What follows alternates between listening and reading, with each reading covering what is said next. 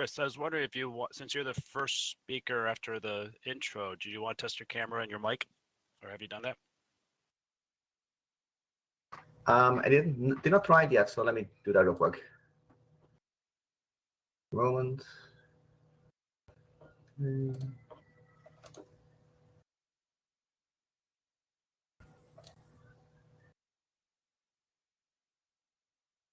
Okay, there we go.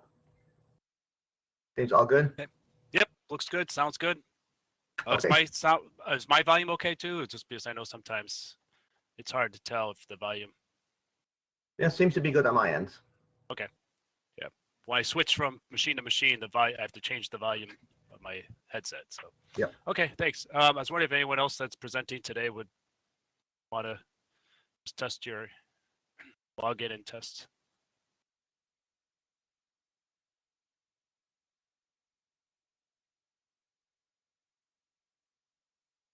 Hi, Steven. Can you hear me? Yep. Sound perfect, Nigel. Okay, thanks. Yep. AJ, you want to try?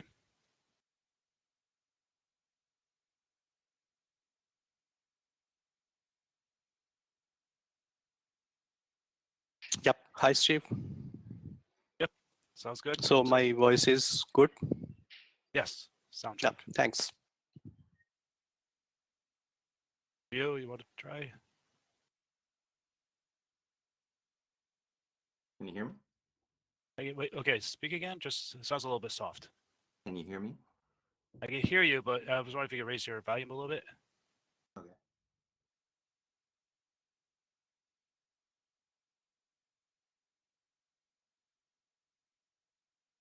Is that better? A little bit better. Still a little bit on the soft side, but I hear you. Matthew, are you here? Yeah, you.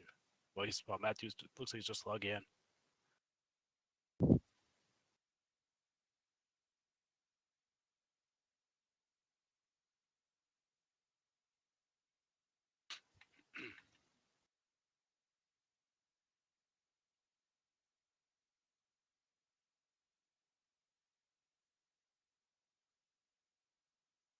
Let's see.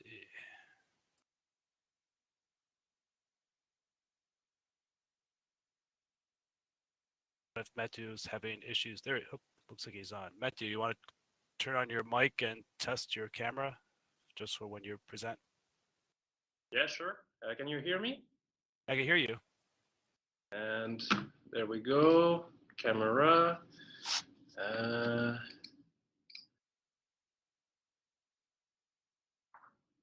All right. There we go. Okay. Looks good. Thank you. Thanks. I've already uploaded everyone's slides, so that should be not a problem.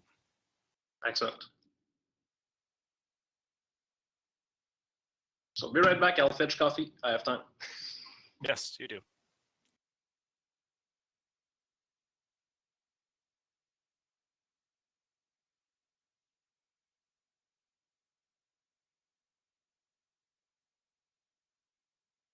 I have to show off last year's Plumbers bug.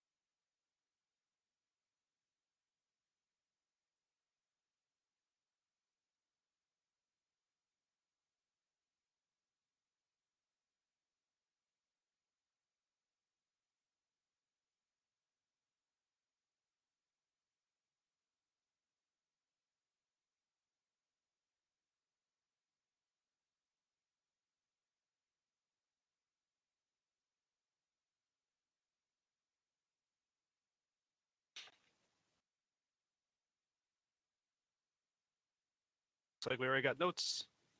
Nice.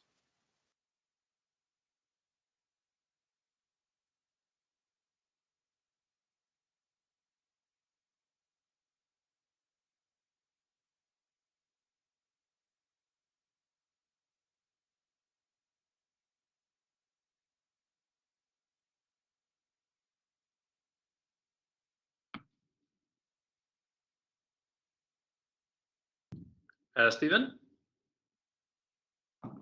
Yeah. So for the slides, do you prefer to share them, or how do you want us to work with that?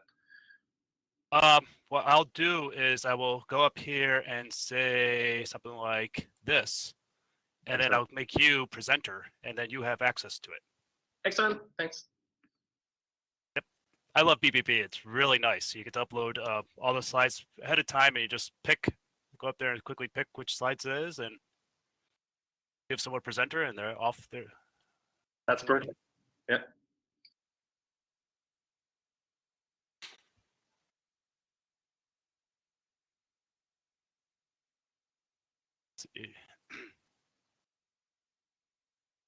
Got about 2 more minutes before I'll start. And I'll start on time because it's just an introduction. Real content comes with the first micro conference, which is 5 minutes in. So I should give people enough time to join.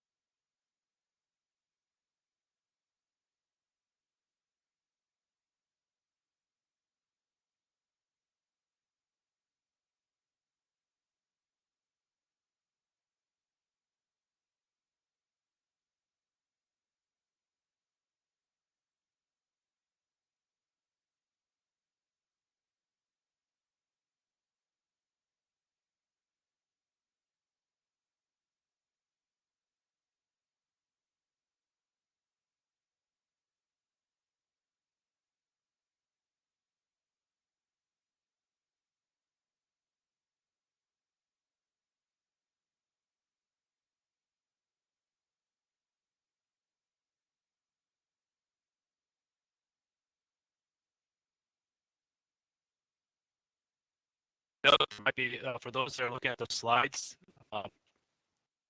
on Indigo. We got some of them are outdated and got updated in the meantime and brought to me. But well, it's 10 o'clock, so I'll start right now anyway. Anyway, okay, so thank you everyone for joining the Tracy microconference.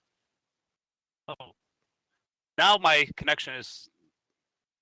Did you guys hear me? Because I just got a report that my connection is bad. I'm hardwired in. It was Can you bad hear me? just for a while. Now it's okay. Okay, because it says my connection status is poor.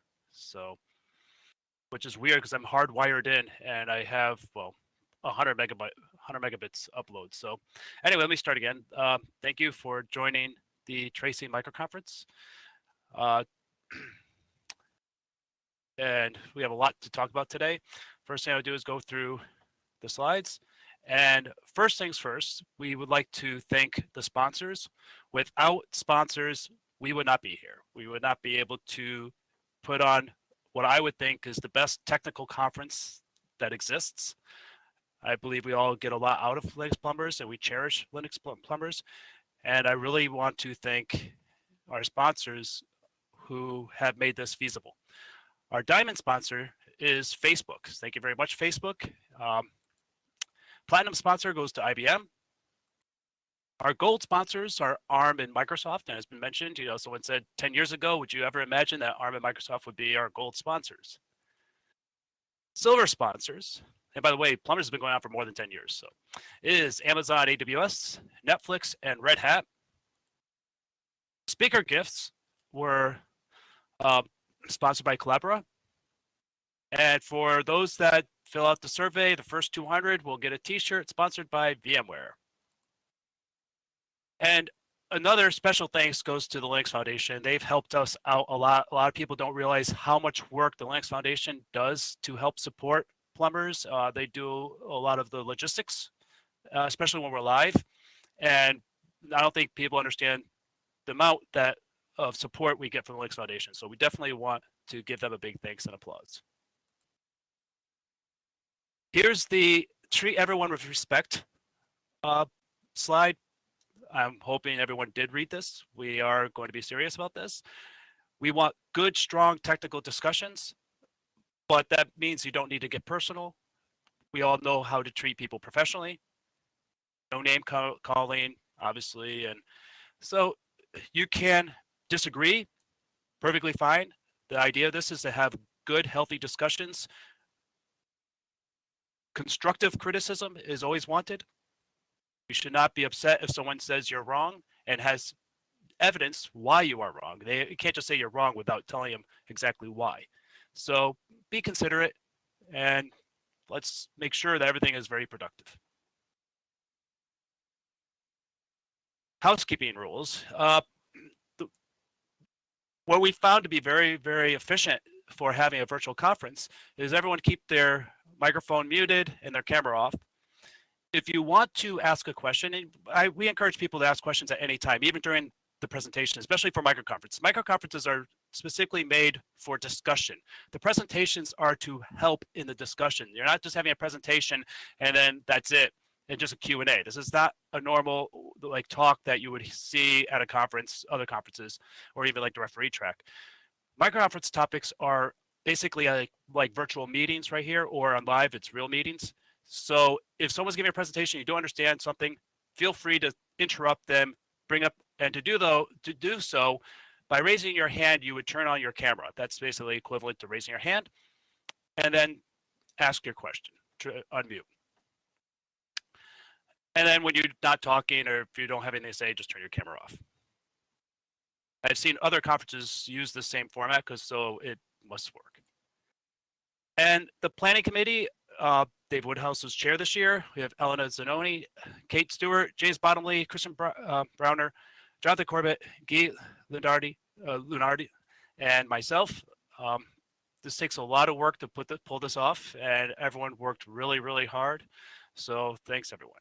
And with that, I'm going to switch to the first slide and hand presenter over to Chris, if I can find him. Alphabetical order, I should. There, Chris, you should be presenter now. Oh, one more thing before we start, I just wanted to say a couple things. Is if you look down at the bottom left corner, you'll see a little download icon on the presentations. If you click on that, you can actually download the actual slides that are being discussed. All of the presentations will have that. And for those that want to help out with the notes, if you click on shared notes, you can do that, but you can't see the chat when you do that. What I do is I bring up another window and I put into the shared notes the link to the chat that you could actually participate in the chat if you have it in another window. So with that, Chris, it's yours. Thank you. Good morning, everyone. Or afternoon. So I'm going to be talking about dtrace, the newest version of dtrace based on BPF and other tracing facilities in the kernel, and specifically the challenges we've run into that in our team, and they've been plentiful, mostly on our ends, but also on just funding limitations. There we go. So very short, dtrace based on BPF is simply we have scripts for tracing. They're written in Dig, which is kind of the name of the language used for this. It's a high-level language for tracing scripts. They're compiled into BPF functions.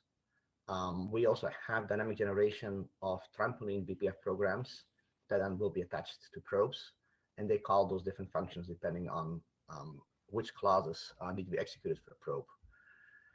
We make also use of pre-compiled function library, that is C code that has been compiled into BPF, and that gets linked into these standalone BPF programs for tracing. D supports local, global, and TLS variables, arrays, aggregations, dynamic variables, string functions, whatnot. It's obviously, it supports a bunch of complex functions that really, put BPF to its paces. So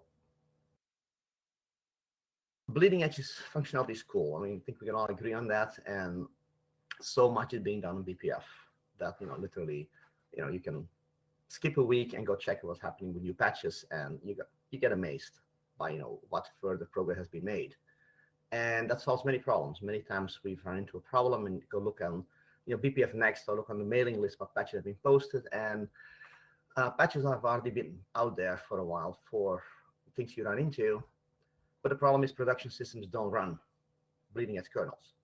So in real life use cases that we generally run into, they're going to be in production systems. So the underlying problem ultimately is, you can't tell a customer they need to upgrade their system before you can help them, or to wait until a new feature is developed or matures in BPF before we can do certain tracing facility. And you can come up with an endless list of reasons why we cannot run with bleeding edge. And again, it boils down to there is reality. And in the tracing world, that is what we have to deal with. We don't really get to see the perfect scenarios. So that's kind of the backdrop of everything that we're working on. So to take a problem, to kind of illustrate what we've been dealing with, is because we have code that is compiled either by GCC for the precompiled library or dynamically using dtrace.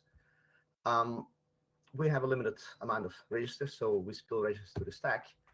And we found out that when you would spill a register that holds a constant value to the stack, you load it back, it still has all its information attached to it, that it has a certain constant value, and your program will verify correctly. Now, it turned out that if we were storing a bounded value, where we know that the value in the register is within a certain range, a minimum and maximum value, and you spill that to the stack and load it back, all of a sudden, the bounding information is gone. And that was a tough problem to track down for a while. And once we figured this out, it's like, okay, this can't be something nobody else has run into. And well, we were surprised actually that the fix that I've seen for this in the kernel tree appeared in one of the release candidates for 5.14, and that's from July 2021. Well, we've been dealing with this problem since January, and we don't have kernels that are on production systems that have been updated since July, or actually since September, I think, when originally this was pulled in, or beginning of August, I'm sorry. So that's a problem that we ran into, that we couldn't fix by upgrading the kernel and getting a BPF version that has that patch. So the solution that we came up with for this was simply that, well, we store the bounded value to the stack. Chris, question. Yep. What about pushing that fix to be backported to a stable release, which would usually then get finally put into a production kernel?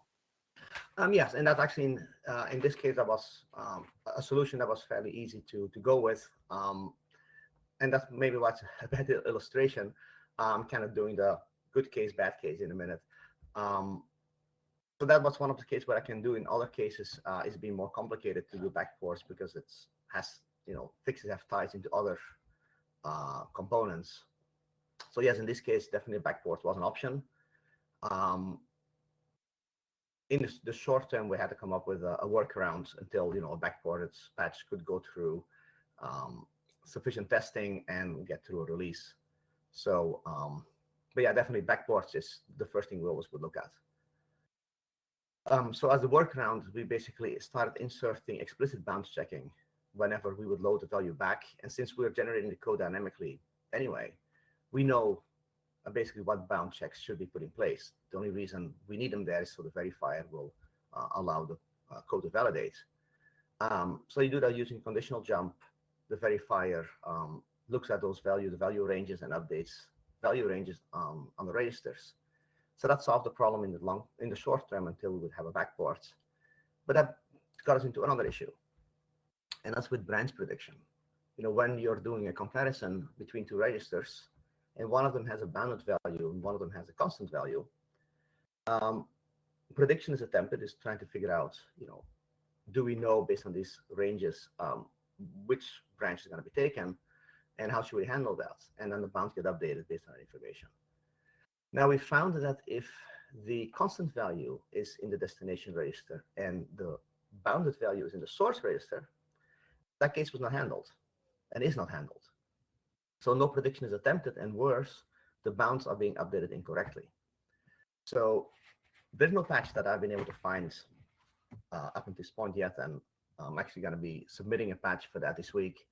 But it's causing us a lot of headaches, especially with code that has been generated through the cross compiler from C code, because I don't have control over which register is being placed first in a conditional. So to illustrate the problem, this is just an instruction, a conditional where we're comparing register 1 to register 5. And if you can see, register 1 we know has the value 24. Register 5 is a range from 17 to 20. So we already know that register 1's value is greater than register 5, no matter what, because it's outside of the range. But after the conditional, we found that the bounds for register 5, the one that we're comparing with, have been updated. They have a minimal value of 25 and maximum value of 20. Now that's going to cause a lot of issues for the rest of your code because it's absolutely impossible. So we found through some digging, and it took a while to actually figure out that this had to do with branching and not some other issue somewhere. We found that in the check conditional for jumps, that there is a case being looked at that if you have a scalar value in the source register, and the source register is a constant, then we call, is branch taken to try to do branch prediction. And then based on that prediction, bounds are updated. Now this blue part was not there, and that is actually the patch I'm going to be submitting, and it's such a trivial patch if you think about it, but it's, like with everything else, it took forever to find. We need to do the same for the destination register. And in that case, we need to do branch prediction based on the opposites of the conditional. That's why we do this flip opcode. And in that case, we're simply comparing, source register and destination register. We flip them, flip the conditional, and that will give us the correct information. And then, first of all, we gain correct prediction on the branches when those values are known, and it also makes sure that the bounds are being updated correctly. So that was a really fun one to try to find, and fortunately, we came up with a patch for it. So, like I said, I will be submitting that this week, so nobody else is going to get bit by this, and it might actually turn out to be a solution for problems people have been running into and maybe have never, really found what the problem was there. So, other issues that we have been running into is resource limits. Tracing scripts can get pretty complex. You do string manipulation, memory management. You need more memory than the stack provides. I mean, that's a given. And so the typical solution for that would be to use a BPF map with a singleton element, have a large value size, and basically that value is used as addressable memory. The problem is whatever you store to that memory when you read it back, is just a plain value. You can't store map pointers there or any other pointers. Of course, if it's kernel pointer that you then need to reference, if you're running unprivileged, if you're running privileged, you can do that anyway using probe read. But I might want to store, for instance, a pointer to a value in a different map, and that's not possible. Plus, the size of a map value is limited to the size of a kmalloc, which is low for our uses. So this is a problem we haven't really solved yet. I mean, I have some options. And that's what I want to definitely bring up for discussion. I'm not sure which one is the best one. So one way would be to update the BPF support in the kernel to allow maps with a larger value size. The downside of that is that right now that limit is there because otherwise you cannot get the values for the map from user space because it uses a kmalloc buffer to copy the data into. Now that's not a problem that probably can be avoided. It can be worked around, but that would be more work on the implementation side of BPF to allow maps with larger values. A second option, which is one that I've mostly been spending some time on, was to use multiple map values and essentially just look at your map as a collection of pages, so to speak, where every value is one page, and use as page memory. The problem with that is that you can no longer have just a base pointer plus an offset, or even just a regular pointer within, a value somewhere, because if you need to run through that, or if you need to figure out which value a pointer basically points into, if you need to do some pointer arithmetic, anything like that. So you're gonna have to do some form of address translation based on the pointer and its offset, see what value that falls into, like do page memory in BPF code. So that would not be that easy either. And every single pro program you basically make use of this is going to have instructions for that to do that translation. And then third option would be adding a new kind of memory resource to BPF, not maps, but something that doesn't have to be visible from user space. Simply a large bounded sized memory block that you can access based on a pointer and offset, and maybe then even have BPF helper support. Add helpers for kind of a malloc and a free, obviously lock-free versions, things that are safe to be used during tracing, but there are possibilities there. So that's what I mainly want to bring up for discussion, is if anybody has any thoughts on, how can we deal with this? How can we have a solution where we can have arbitrary memory that we can use in our BPF programs that is larger than the kmalloc size?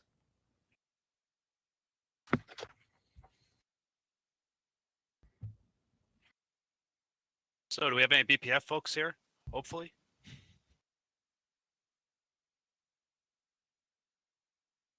They might be all on the BPF networking track right now. Probably.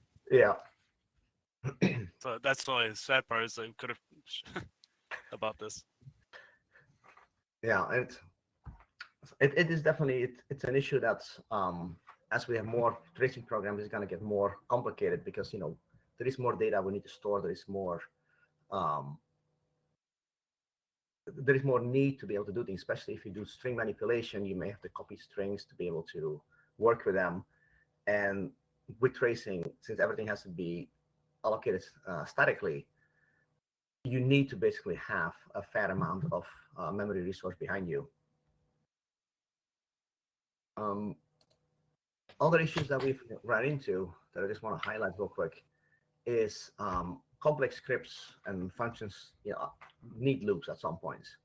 And there is reasonable loop support in BPF, especially in the most recent developments. But there is still work to be done if we want to be able to support more complex loops. For instance, the detection of the invariant states, so that the verifier can determine that, okay, I've seen this code before, or this section of the code, and I know this has been verified to be valid. So as long as some parameters within certain ranges can be determined, we don't have to re-verify this, because otherwise we get quadratic and potentially even exponential complexity in the verifier, and you hit that 1 million instruction limit very quickly. Another thing that has causes tremendous amounts of headaches in terms of loops is that whenever you write slightly higher level code, you're going to have invariant relations between values in registers. But the verifier doesn't know what that relationship is between those values. So it uses every value in a register as standing on its own. So if you have a loop, let's say going through a string of 256 characters, and I have in one register the remaining length of where I am versus my index within the string, the verifier doesn't know that those two are related. unless I recompute that every single time within my loop, and then I get other issues with the invariant state possibly. So again, a lot of more work can be done there, and the problem is that it's, you know, that's an endless job to try to you know, be able to get safety in checking on loops, and you're never going to be able to solve it anyway. Another issue I was is just go want ahead. to say about the the whole loop issue. You get the halting problem in there. So Indeed. it's like, yeah, it's basically whack-a-mole. That's going to be something. I mean, right now, I'm surprised they allow what they allow for now. So I mean, when dtrace was in Sun OS like that, what did it have a verifier to make sure you couldn't do infinite loops, or did it just let anyone lock up the system if they put in a wrong program? dtrace doesn't allow loops, so Okay. it didn't have that issue, and so the only place where the loops show up is in the implementation of certain underlying functions. But since those underlying functions are no longer provided by us using a kernel module, but are being implemented in BPF, we can't avoid loops anymore. So we don't expose the ability to have loops to the user, but we need them internally. So would that be another solution, though, to have a BPF helper that can implement a what's the word, a bounded loop, that the actual is just actual code. You just call a function, say I need this to this called so many times, and it will only iterate instead of having a BPF program do it, but have actual code, a helper function within BPF to say do this multiple times. That definitely would be a solution, especially for what we're trying to do. I don't know how, as a generic solution, that would be acceptable, but I think that definitely would be a help. So another thing we have run into is that there are some program types in BPF where the BPF contacts under the covers contains the register set state, but it's not accessible. You know, it's you're banned from seeing it. I believe that system calls is one of those, and I think actually trace points probably as well. I have no idea why, given the fact that, for instance, for a K-probe, you do have access to the register set. And so I would hope that for privileged use of BPF, that there wouldn't be an objection to have those accessible. So that is something I think that, again, needs to be brought up with the BPF people, but for tracing, that's kind of important. Okay, so this one I actually have a little more knowledge behind about. So you want PT access to PT regs and other aspects of. So you need the PT regs for when the trace point was triggered, correct? Yeah. The problem with that, I guess, right now is to get PT regs in just some arbitrary point of code. The reason why you have it with K-probes is because K-probes triggers an interrupt or a breakpoint, which puts in saves all the registers at that point. So you really, the only way to do that is to trigger an interrupt. So you probably have to have some sort of infrastructure, because right now the way trace points are enabled is through jump labels or static branches, and it's just a jump to a function. So if you want a trace, or if you want the registers, how do you get registers from running code? I almost think you'd probably have to trigger some sort of interrupt or something. Yeah. Hello.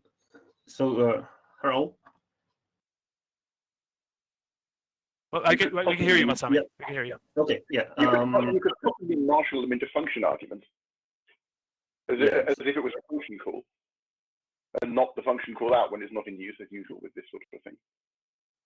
So you'd mean to have a function or something that just says save all the registers here, but just calling that function will mess with the registers.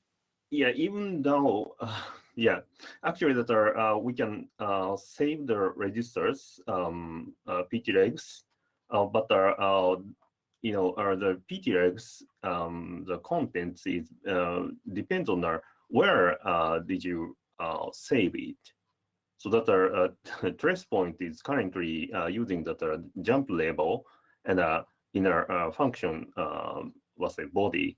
So that we cannot when, for example, after calling that the hook function, if you save that the registers, that is the the registers in the called function. For example, trace point callback function was a contents. So that it's not the ptregs in that content was the context, like a call the context in a called function was it caller function, yeah.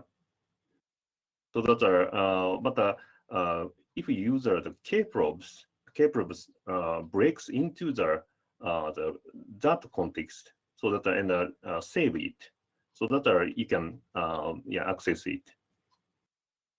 Yeah. Okay, yeah, that makes sense, and I didn't think of that effect. That indeed, even the notion of trying to save them, you actually would be corrupting the state because you need the registers to do the saving. So that makes total sense. And so I'll have to I'll definitely just deal with that. I don't think that's really solvable. So thanks for explaining that. That's definitely a great insight. So another problem we run into is that when we have generated code, so C code compiled into BPF, the compilers generate valid code, but it's not something that can be validated by the verifier because it is based on certain assumptions that are not embedded within the code. Again, what I mentioned with loops, where you have invariant relations between your registers, the compiler knows this as it is generating the code because it understands the higher level code. Obviously, the verifier doesn't have access to that. So that is another issue where we have to look at trade-offs. Should the compiler generate code that is known to be able to pass the verifier, or should the verifier become smarter to be able to deal with code that has been generated by the compiler? And it's probably kind of somewhere in the middle. So that is kind of an issue that will be ongoing. And so far, we're kind of tweaking code on the compiler side to get around that, because obviously the verifier is our limits in this case. And I'm sure if you could correctly update the verifier to verify correct code, obviously you need proofs and a lot of work to update the verifier. Because if the verifier is broken, then that's all bets are off. So I'm sure people would be okay for updating the verifier as long as you have the proofs behind your updates to show that your changes are indeed correct. Yeah, and that's quite a task, but definitely, yeah, that I agree. And then the last thing is, and this is a crazy idea, and I wouldn't be surprised if it would get rejected on the spot just for even thinking about it. But there is the possibility to have BPF program validation done in user space with a validator that is much more capable than the one in the kernel, because of the fact that it can use more resources. You can have it run for hours if you needed to prove your program is correct. And then if there is support for being able to say, hey, I signed this program, which proves that it has been validated by a validator that is accepted, that might be a way to have better verification and validation programs. But I have a feeling that's not something that would be acceptable to the people that are working on BPF. But it's a thought. You could bring that up, but the thing is, if you don't have it verified in the kernel, you need something. Who verifies the verifier? Yeah. So you have to have some way, and sign key. What's the authority for that? This key has been signed correctly. So it gets interesting. It's like IMA and so on. You'd load a key into the kernel, and the key presumably has been provided by the people who did the signing, and the people who did the loading would be trusting those people anyway, for whatever reason. We're not talking a central authority here. It's just key loading by the admin, the same way these things always work. Okay, and then the admin would have to say that this has been verified and sign it. But then you have to go through and bother an admin. So it's more of a process issue than it's partially process as well as technical. Yeah. Anyway, time is up. So thank you. Virtual applause. Thank you. And we'll switch off to our next presenter, which I believe is Bo. Let's see. So let me.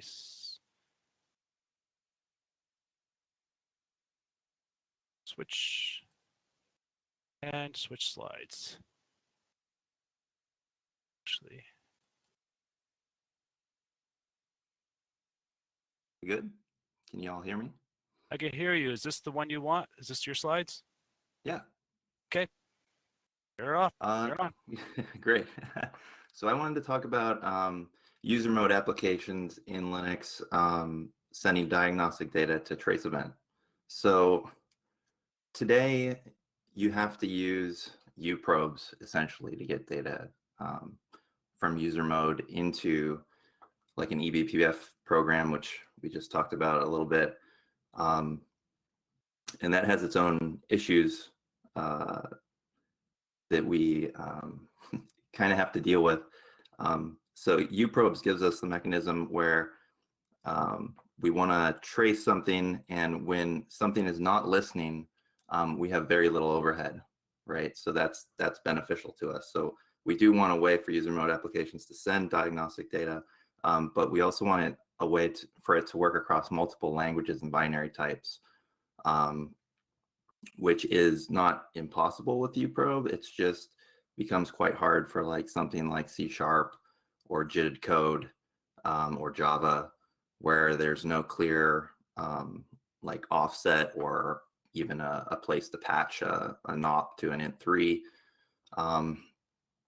And we want a way for these user mode applications, whatever they emit out, to land in these standard tools, right? And standard tools mean like mainline tools like perf, ftrace, eBPF.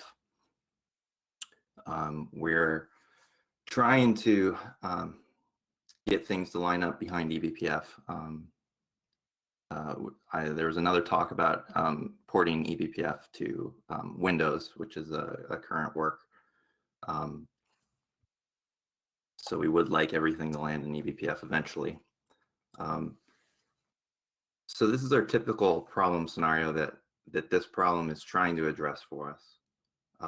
We have many processes running across many C groups. They're all different languages, like I said. We have a single monitoring agent that's running as root in the root namespace.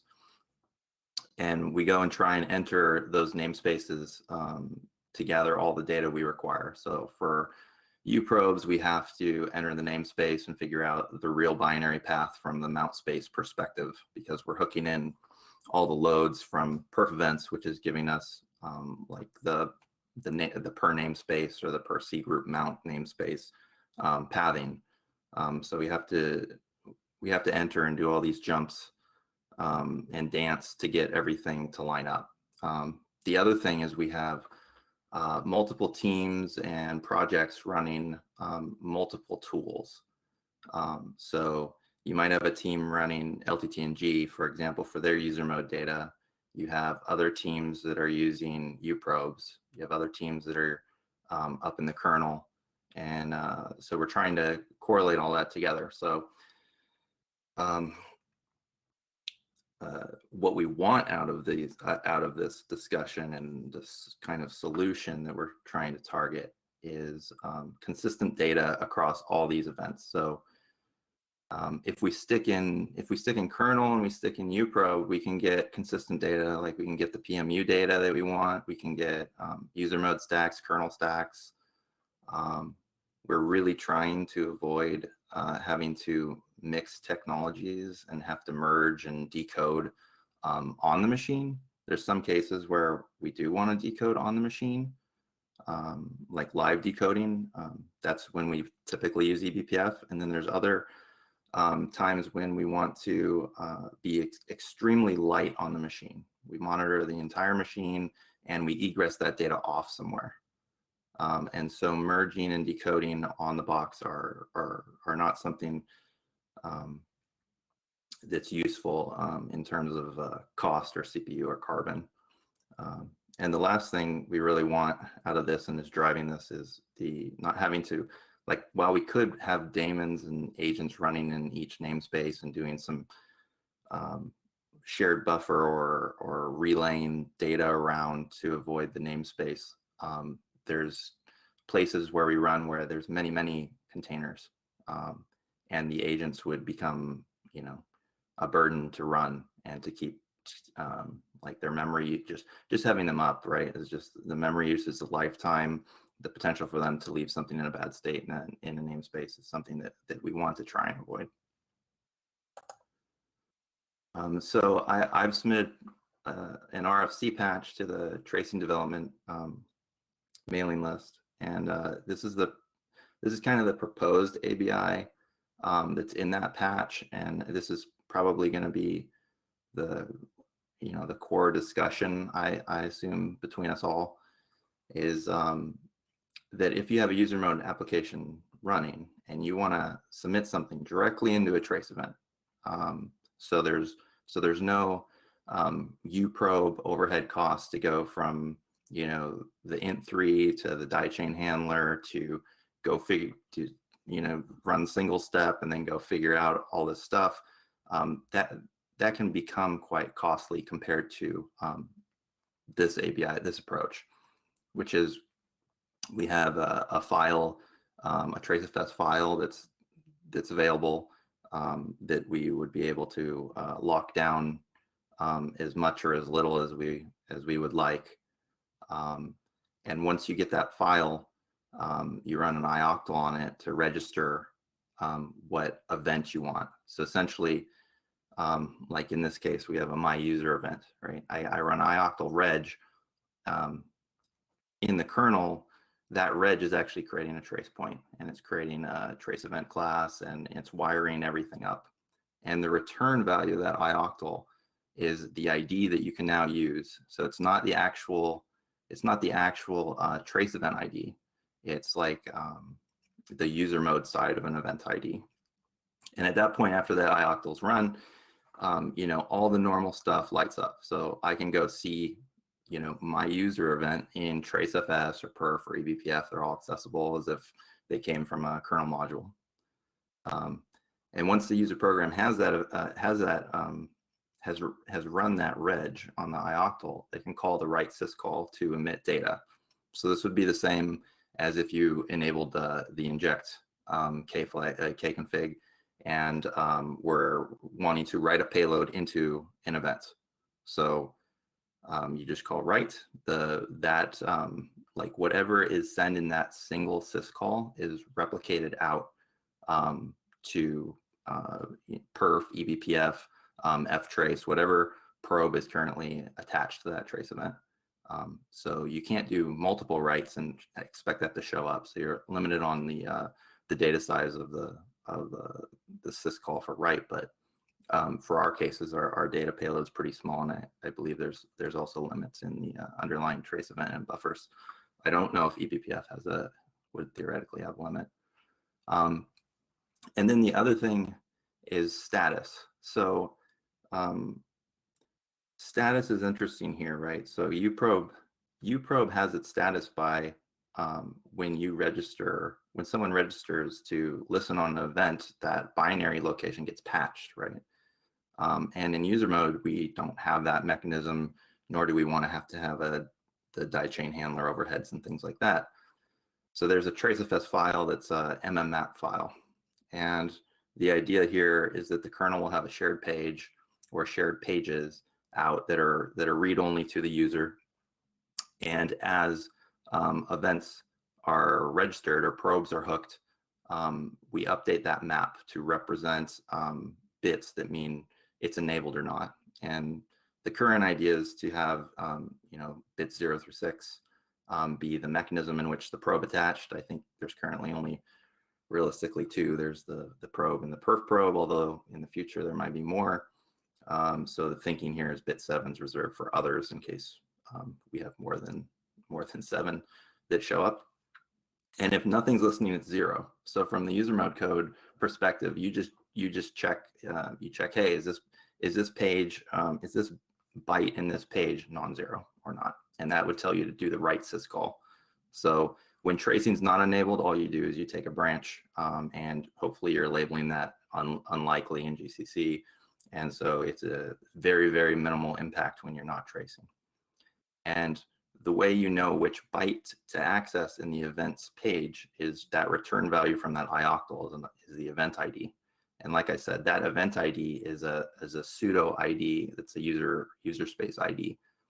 So if I call ioctl reg for my user event and event ID is returned 1, it's array index 1 of events page is now representing if I should trace or not for that one event, my user event. And currently in the patch we reserve, we will never hand out an event ID of 0. And that is for failure paths. Like, let's say this patch is not installed on your machine, and you have code in your user mode that's like supposed to be using this. Well, you can handle the failure case like this is not installed. You can always wire up a page, and you can say event ID is 0, and you don't have to have additional branches in your user mode code to handle those cases. So you can write it once and then ship it, and not have to worry about like if it's there or not, or if it'll work. And the advantage like of doing just these syscall approaches is that for managed code or any kind of technology, they're very easy to map to, right? I think the hardest one might be mmap, memory map, but all the other ones are very clear and straightforward to be able to get any kind of code to be able to participate in this user mode space emission. And then I have, this is the last slide, and I'm hoping to have discussion on this. I haven't seen anything pop yet from the chat.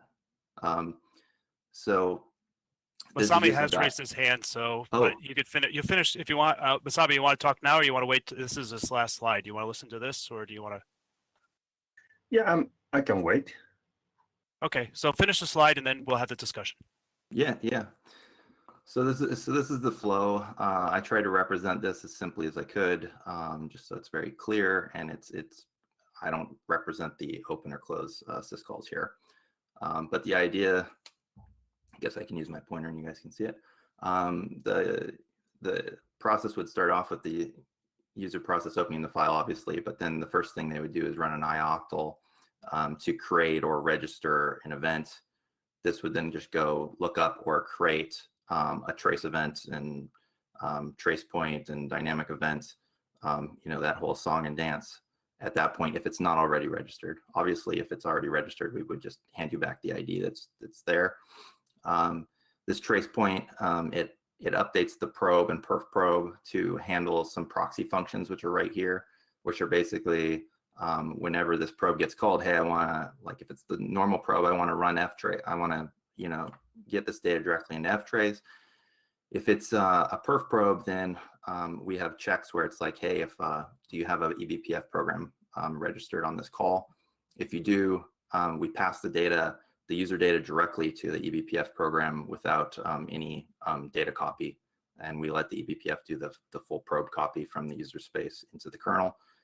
If it's not in eBPF, then we do the probe copies directly into the ring buffers in each space, the ftrace and perf. And then when we write, the data just goes through and it just passes to those probes, and then it calls into those proxies, which I've already described. And then this is the magic of the events page, which is we have the probe register callbacks. We don't use the default probe register callback. And we are, as things are coming in and out, we're ref counting them, and we're updating this events page to represent the correct bits. So if your program's running, everything's cleared. As soon as you run perf or eBPF program attaches to an event that you're hit, this event page just automatically updates in all the programs, and there's no overhead to doing that other than when the probe register callback is invoked for an attach or detach. So I believe that covers basically what this thing is. So I'm hoping to get some discussion and questions on this. I'm actually very interested in hearing what Masami has to say, because a lot of this touches the dynamic event work, and Masami's the main maintainer for that, along with Tom Sanusi, who I don't think is on. Yeah. So the first question is, did you consider to use the trace marker? We already have some similar system interface that are to write the data from user space into the trace buffer. Yeah, of course, that this one doesn't, well, let's say, provide any let's say, event ID. I think that there will be a fixed event ID. So is that in let's say not enough for your usage? Yeah, so the missing part, like we had a discussion with Stephen earlier, and he mentioned that too. I think the main point is like not being able to use the trace marker or inject or synthetic events is basically we need to know when to emit the data, right? So if we were to use trace markers or synth or inject, we would have to have some mechanism to know when eBPF program has been attached, or when perf has been attached, or ftrace has been enabled on that event.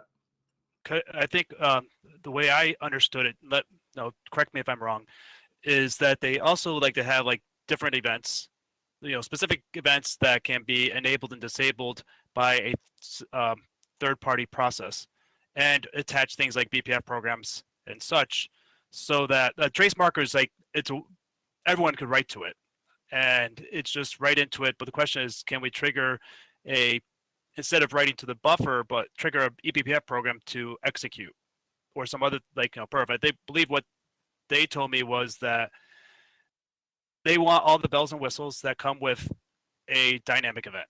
So you could do histograms, you could do synthetic events, you could do BPF programs, you could do perf, ftrace, everything that comes with it. So you just create, it's basically a user mode event. I think what they want is U probes without the overhead of that breakpoint. Yeah, I see. Yeah. So that you also need to save that some argument data. I think it's done in the right. Is that done in the right call? You define basically the arguments, or you just say, I just have a blob, and then whatever attaches to it.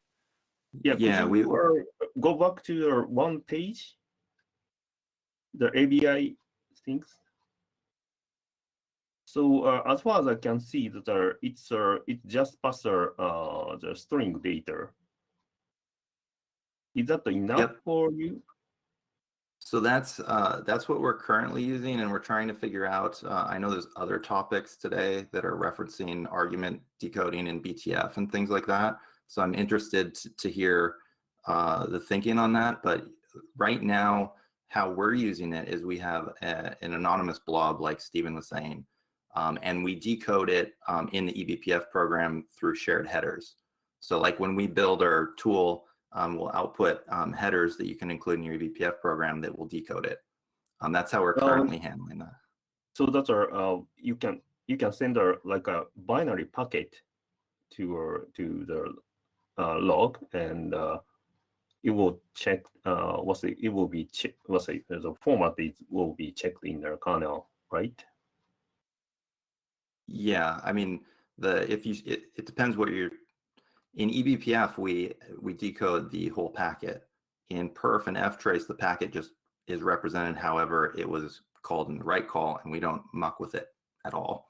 And in decoding, this is one topic I wanted to talk about on the registration. So I like this ABI. It's just that on the registration, I mean, the specific case that is implemented there is the type is a single field presented as a binary blob. It would be good that this ABI is extensible so that you could say, okay, here are the various fields of this event, and those are the types, and that this can be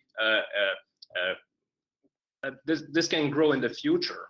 Also, maybe log levels and things like that. On the registration, I think there should be extensibility there. Yeah. So that for that use case, I think that we already have a synthetic event, so that you can specify that the data format with a synthetic event. So that that is just one point. I'll say against that. My concern is that this ABI. So you can, for example, you can make a new synthetic event, and maybe we can add the marker interface for those synthetic event, and user will open that this marker file and write it. That is.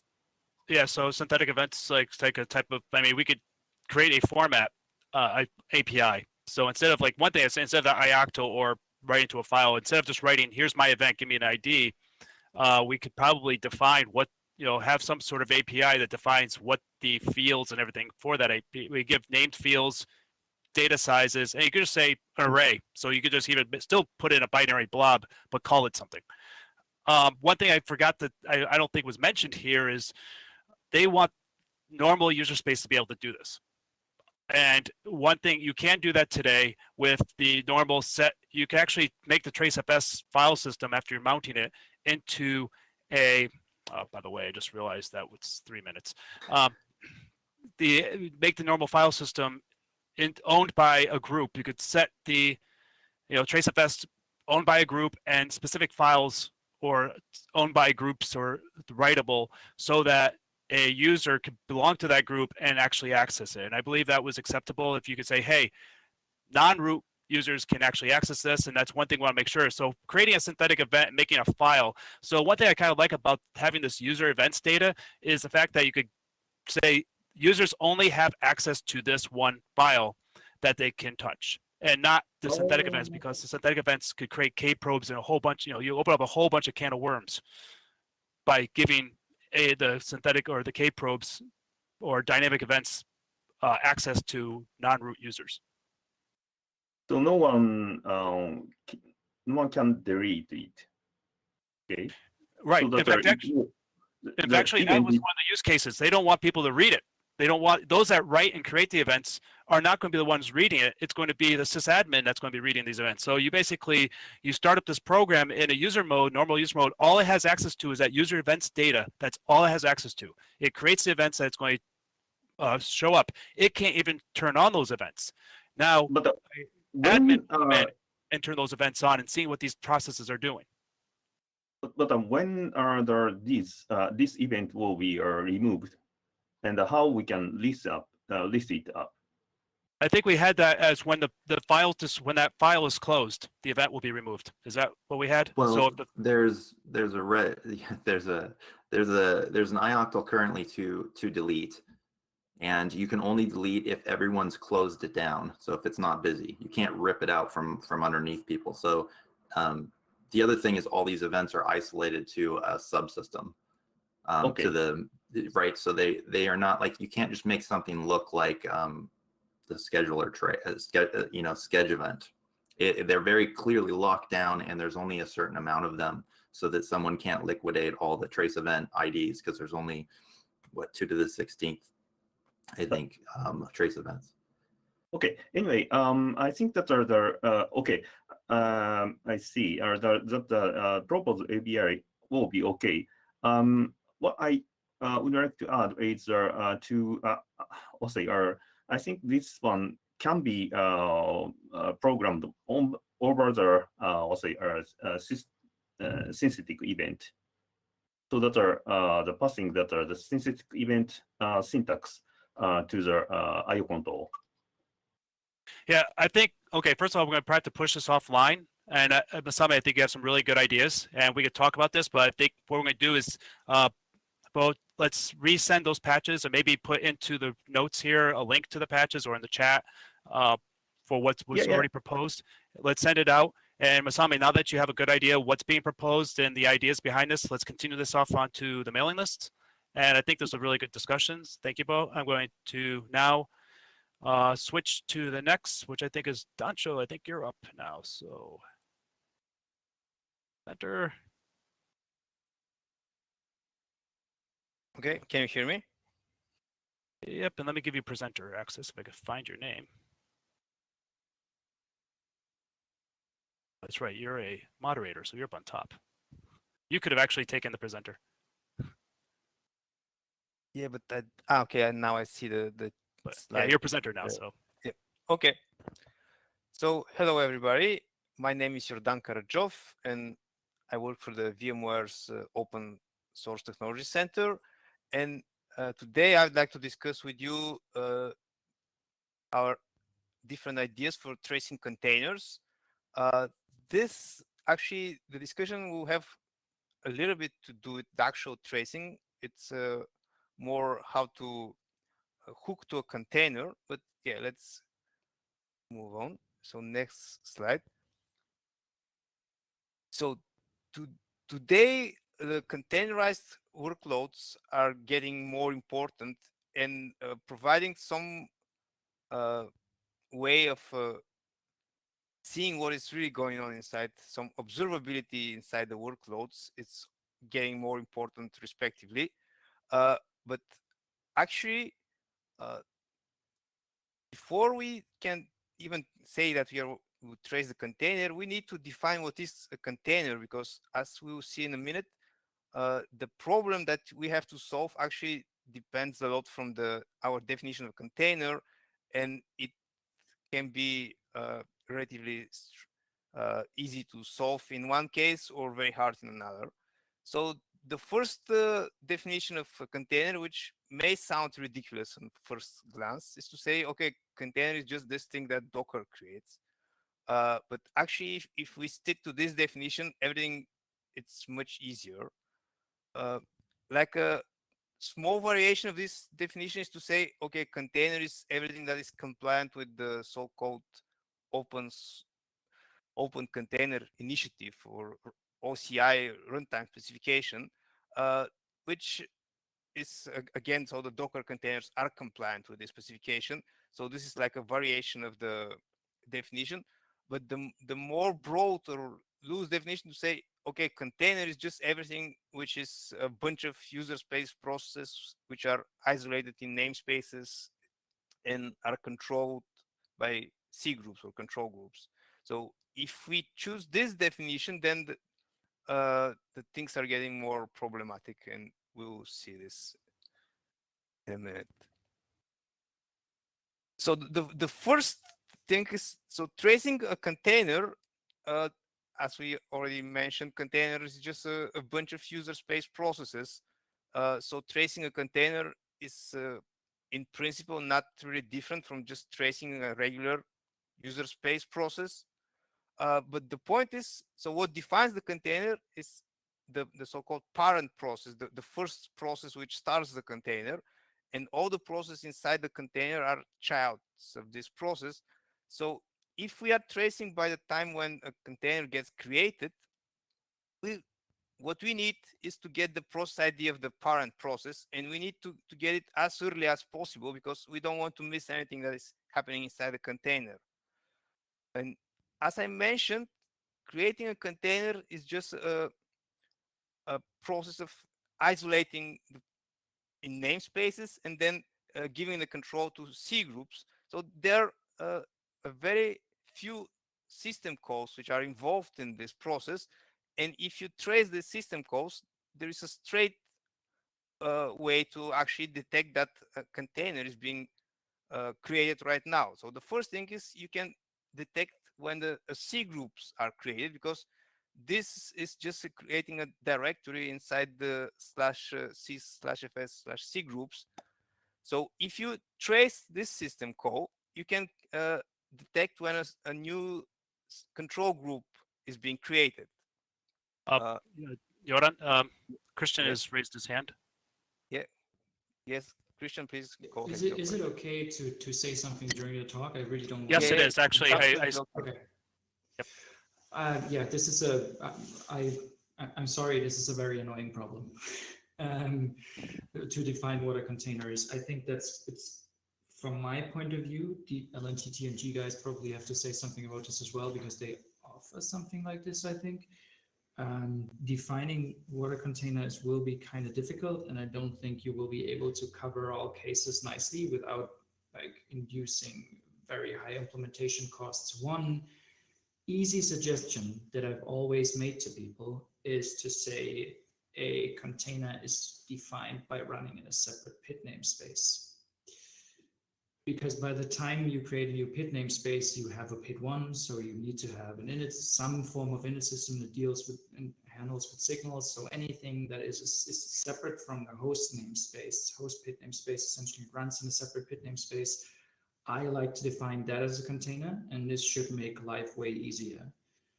Another option is you introduce something which is something I thought about for a long time. It's a very, very simple concept. It's basically you tag a process tree or you tag a process with some sort of cookie. I would think it's kind of similar like the core scheduling stuff, right? Where you Christian, real quick. Yep. I'm sorry. I'm trying to take notes, so I missed your very first comment about the easy way of naming. Can you repeat that? I mean, this is very opinionated.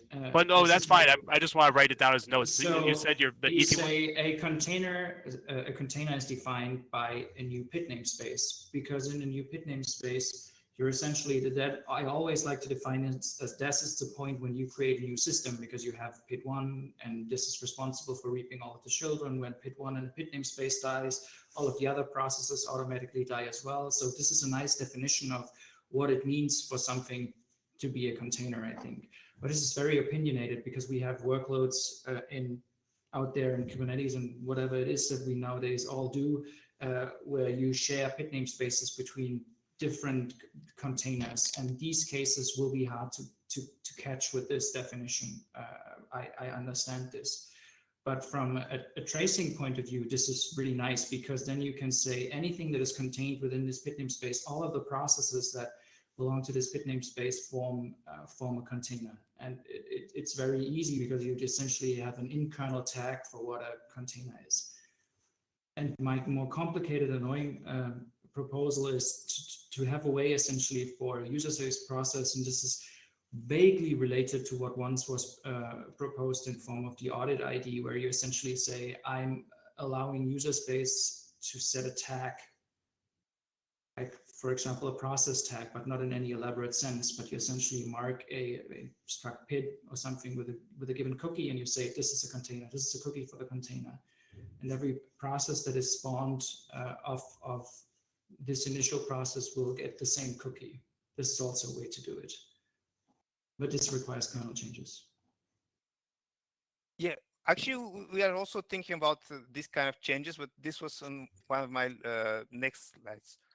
But so, yeah, what I was trying to say on this slide is basically in any possible sort of container, you always have some combination of the system calls which are shown here. So if you want to move into the process ID namespace, you can do this with unshare. That's what Docker is doing. But you can also create the process directly within this namespace with clone, or you can use set ns. But anyway, so the system calls involved in creating a container are this one. So the list is not so long, and one can derive a logic which will handle all the possible combination and orders of calling these system calls. And I think this problem is not particularly hard to solve. I mean, when you are tracing by the time when the container is created, so we can solve this problem even with if we take answer C here, so the most generic definition of a container. But then the next problem is, okay, what do you do if you want to hook to a container which is already running? So those system calls are already gone, and you have to find a way to actually retrieve the process IDs of all the processes inside the container. So again, one solution which at first look pretends to be Docker agnostic is to look into the C groups. But as it was already mentioned, actually the container is not guaranteed to have any C groups. There are containers which are not using C groups. So that's the first place where this solution is already failing. And then if you have both C groups 1 and C groups 2 file system mount, the hierarchy is different. So on the slide, you can see the particular place where Docker places its C groups. But if you are in the general case, then you have to do some sort of scan of the entire C group file system. And this is not so trivial. Yeah, it's doable, but it's not sure that this thing can scale. The second thing is, yeah, if you are with answer A, container just this thing that Docker creates, yeah, that's where Docker, or in this case, container D actually, records the process ID of the parent process of the container.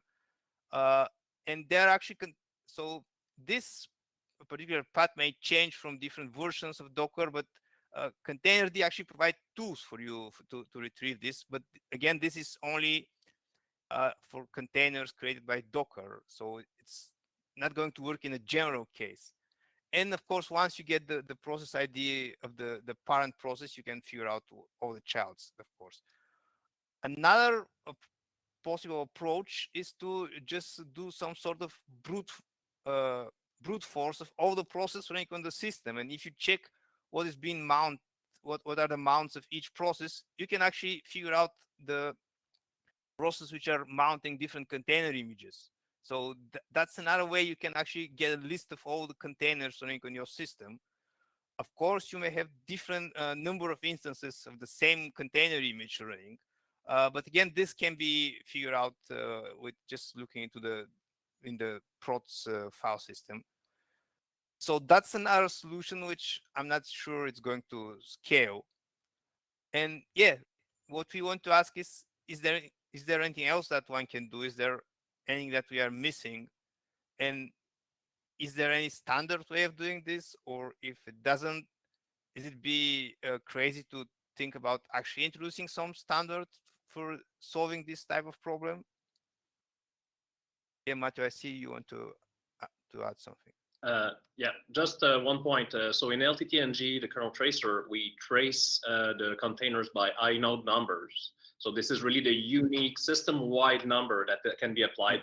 And then we were discussing PID namespace, which I think is nice.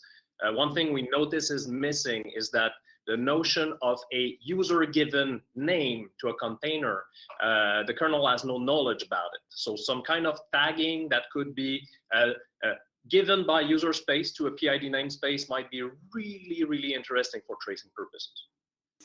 Yes, I thought about this when we did the PIDFD API, that you could essentially tag it by, for example, introducing some way to write to the PIDFD and say this is a tag for the process or for this PID namespace. I would think this is very useful because we need. I can see the value in providing way for user space to essentially inform the kernel. This is what my notion of a container is. This doesn't need to be anything fancy. So this is great. I love the fact that everyone's in agreement for basically some kind of tagging by user space, saying this is my container. These are tags. This will what I will label as my processes or whatever, or namespace or whatever not. Question is the action items.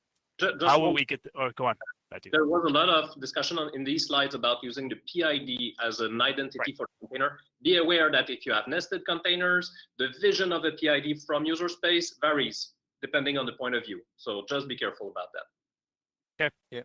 So.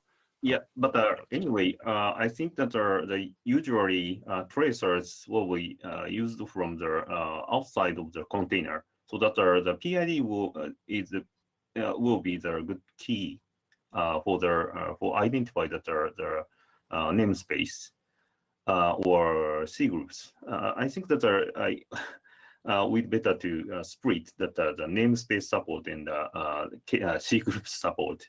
But anyway, except for the network namespace, all the namespace are because it's related to some tasks, so that the task can trace, track back to the which we can identify that the which namespace, for example, the process is belongs easily in a kernel. So that the PID will be PID from outside of the or root namespace is a good idea, I think. So having a what type of namespace was that, Sami? A root namespace, you said, or? yeah, root namespace or the outside of the namespace, so that the origin one.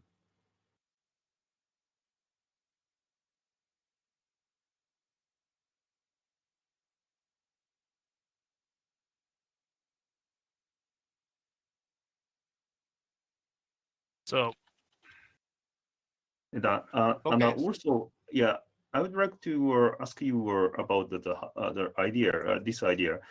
Is this for tracing outside of the container or inside from inside of the container? I mean that, for example, we can mount the trace surface inside the container. Yeah. okay, so I have objections against tracing inside a container unless it's a privileged container. If you have a privileged container and that has full access, fine. But I've knacked several patches that try to uh, trace from within a container, only the container, because once you get into the kernel, you're outside the container. And what's the definition of a container is to contain. And Yeah. once you open up that tracing, you just opened up the container. It's you could try it, but because trace events and tracing is so it's created by every subsystem, their own method, their own way, trying to filter out. You could maybe say white, or I don't want to use the word whitelist, but just say this is valid trace points to attach. These are invalid trace points to attach. That that would be a nightmare to try to manage. That's my fear. Yeah. Yes, I agree. And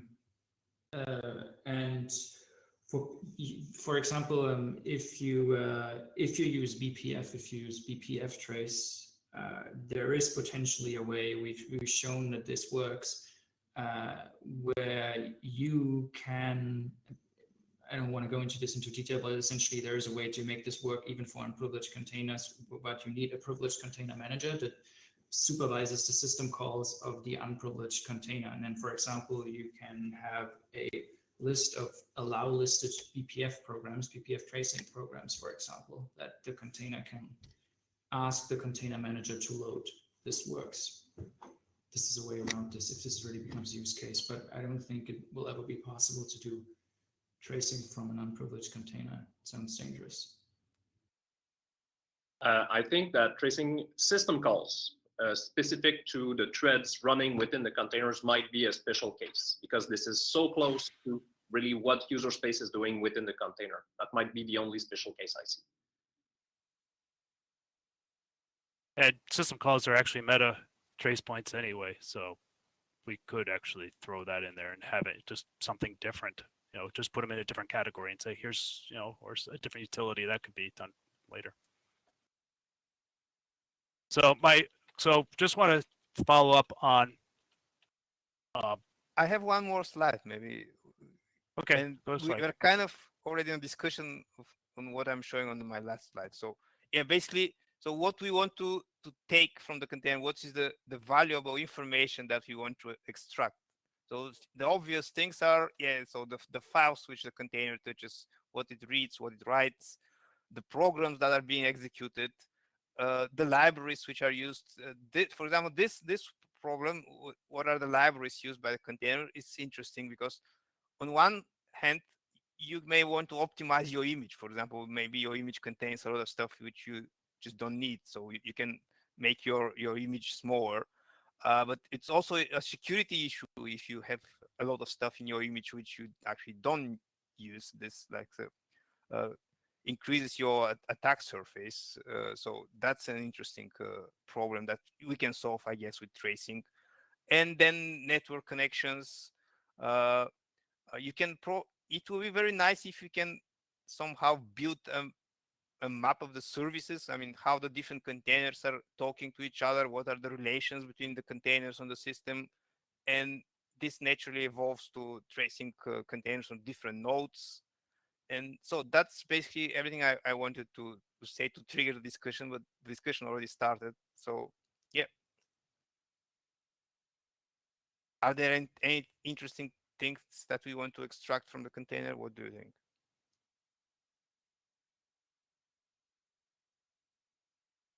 I guess the question is, purposes of container tracing. Yeah. So obviously, what do you want? What would you like to see from tracing from a container? I don't know if people have thought of, or everyone's in the same, just trace everything.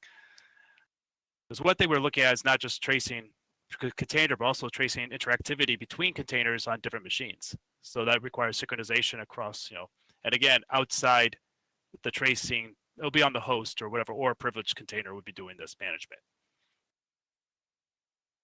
Yeah. One thing I noticed, I mean, we have trace points in the kernel, we have more detailed function tracing and things like that. So everything that is really kernel specific. So you're talking about, let's say, tracing network connections. So tracing a container, I see the important part as being the interaction of the processes within the container with the kernel. So again, system calls, rather than looking at, let's say, the packets that go on to the network interface. So it's important to really look at where we want to gather that information. But there's other ideas. But right now, I think one thing I'd like to ask, because it was in discussion now, and this is kind of important, this tagging mechanism that we want to do. What action item can we do? Christian, can you go out? You can say, hey, I have a patch to write. You're the one that's probably most involved in this field. It depends on what the most useful solution is. I don't. What is, because I see Masami proposing a bunch of stuff with echo mountainous pit into set namespace. What is this supposed to be? This is in tracing FS or? Somebody, do you want to reply? Yeah, it's a my idea is on a trace FS, but of course that's we need to some more similar interface for perf or some other subsystems.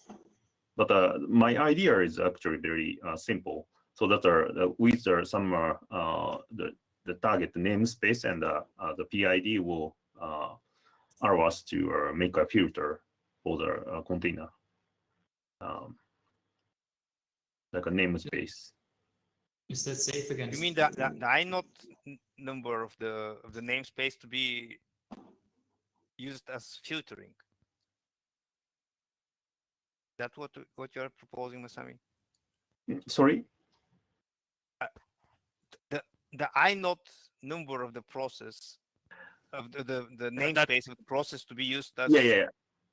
I know that PID for filtering.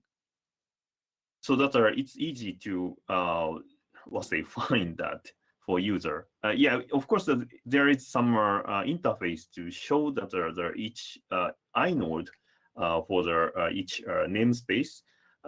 Yeah, I'm okay for that, but usually that the namespace, when we make for example, PID namespace, how we can find that the inode number. It is, but for the user, maybe user want to trace that one process or also the container including specific process, so that the user want to use that the PID to trace that. I guess. Maybe ProcFS will export that.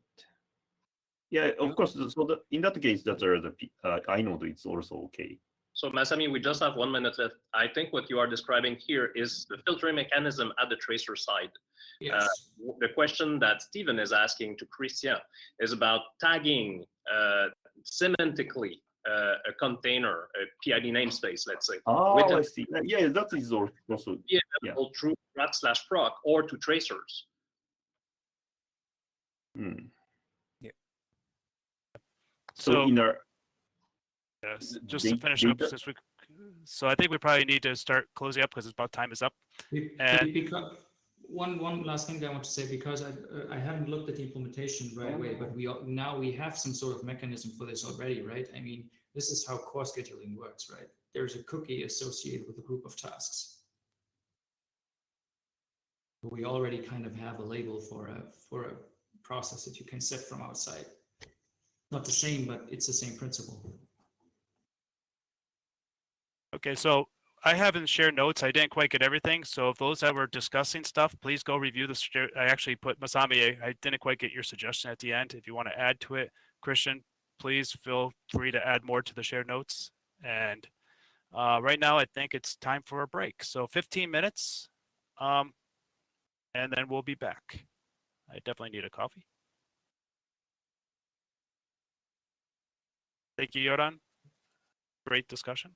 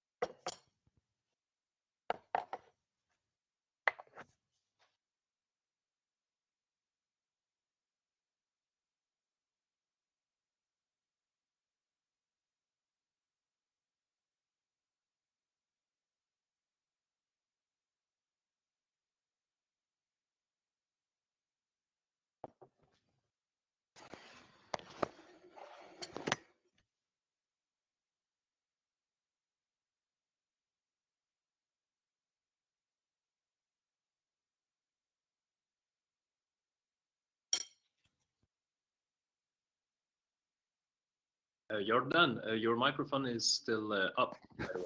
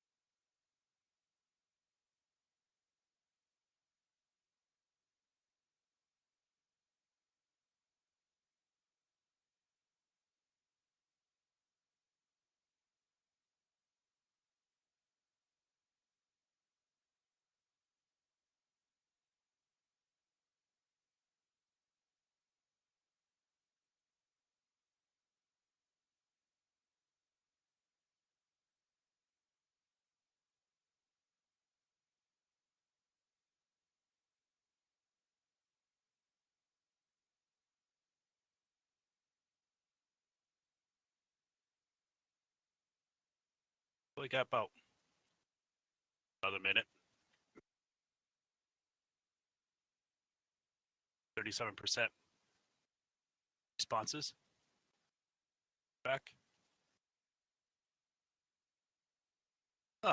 Raised hand.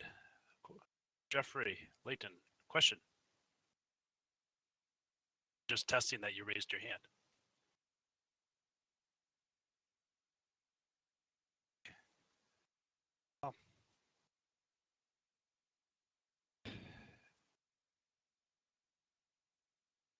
So I guess I'll switch to our next topic with Matthew. Give you presenter access in a sec. If I can find your name.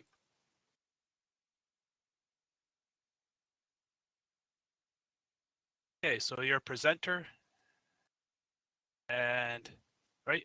Did you get presenter? Yes. So you have access? Yep. Okay, all yours. Thank you, Stephen. Okay, so the first topic I want to discuss with you guys today is about trace points. And one specific use case of trace points is for system call tracing. We present the problem. So what we try to achieve here is to reliably capture data from user space memory whenever we are tracing system call entry and exit.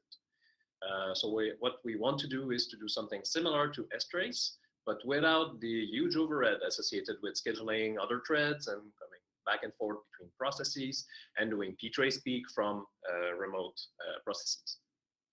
So the major issue there is handling page faults from tracer callbacks, because the current code, because that requires the code to be both sleepable and to be able to take the mmap semaphore. So that typically happens when, so the way to trigger this very commonly whenever you are doing system call tracing from the tracers.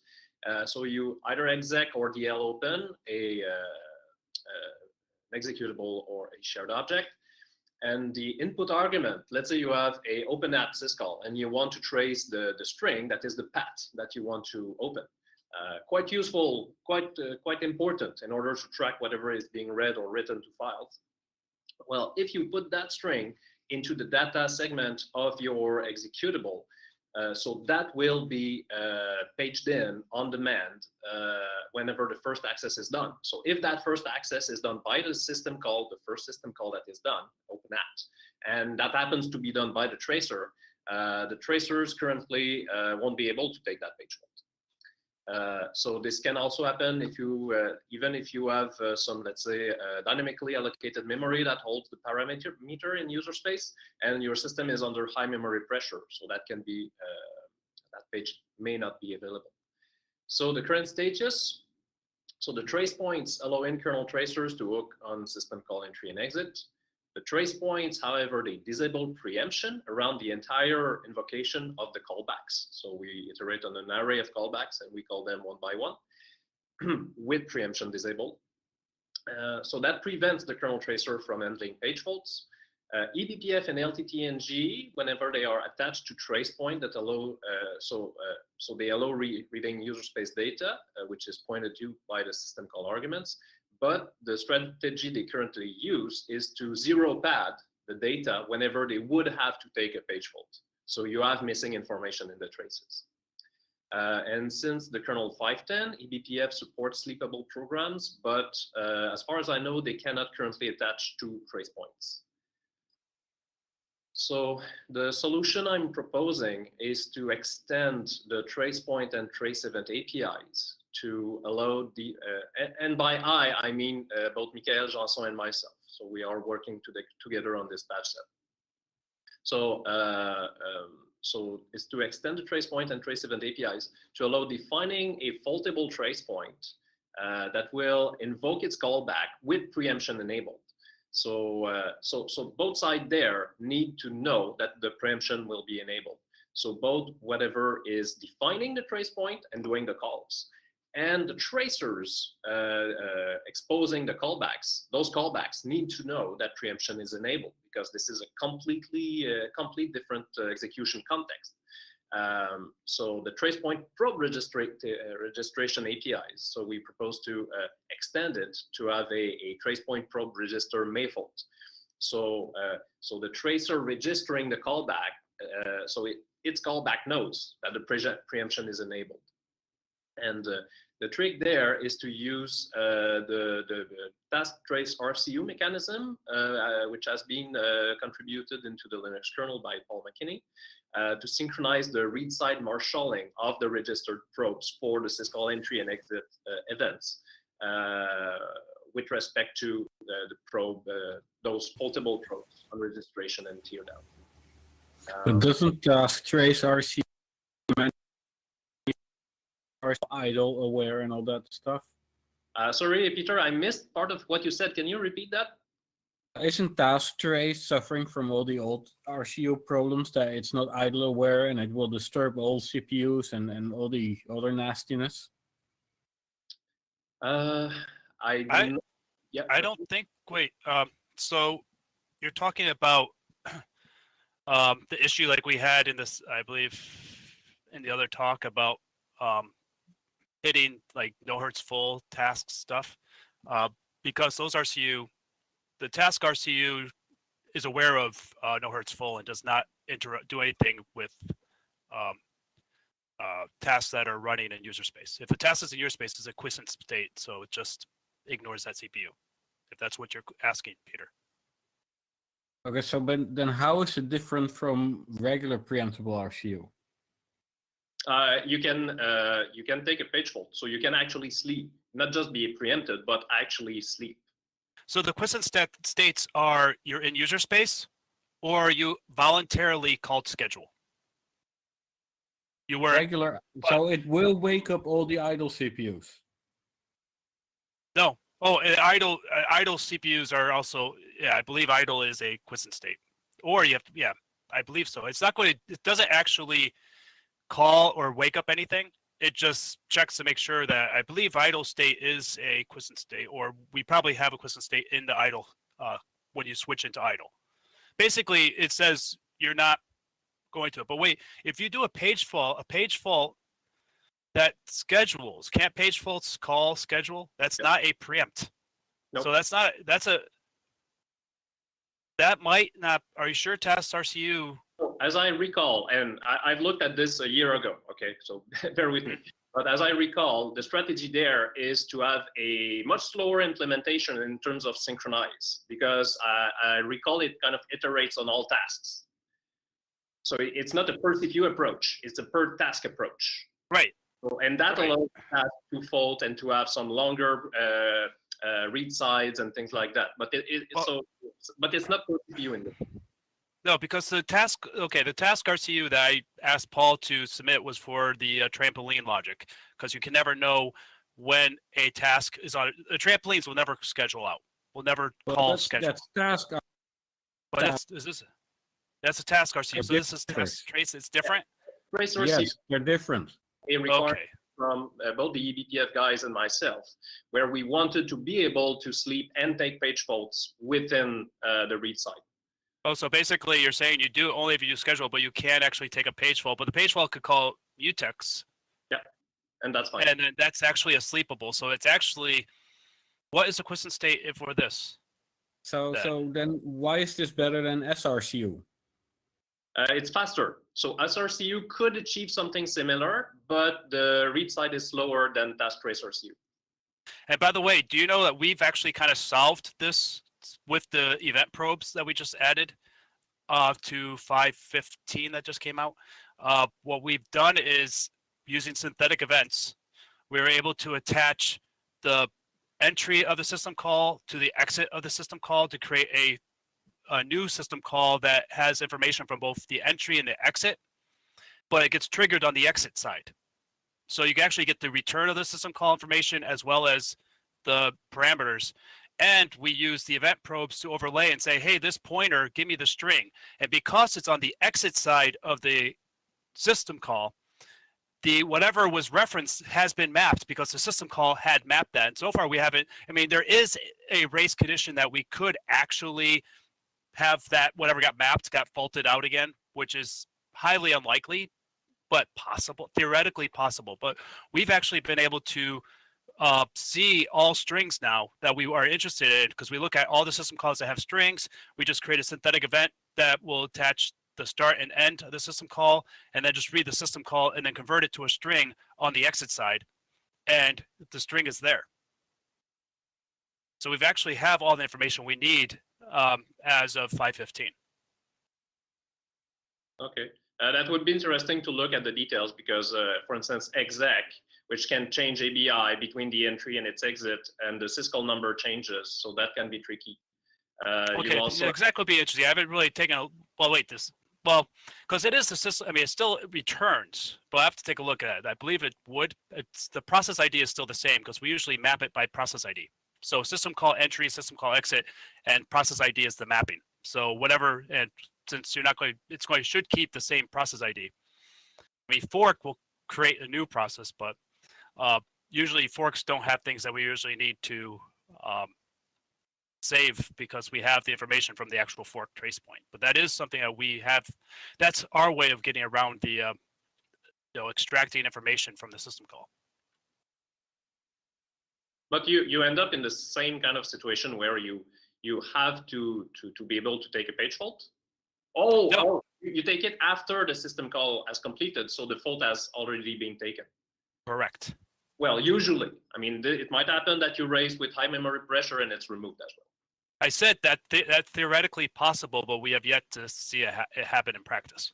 You may also raise with the system call output arguments overwriting the input arguments, and then you never see the right input arguments. What do you mean?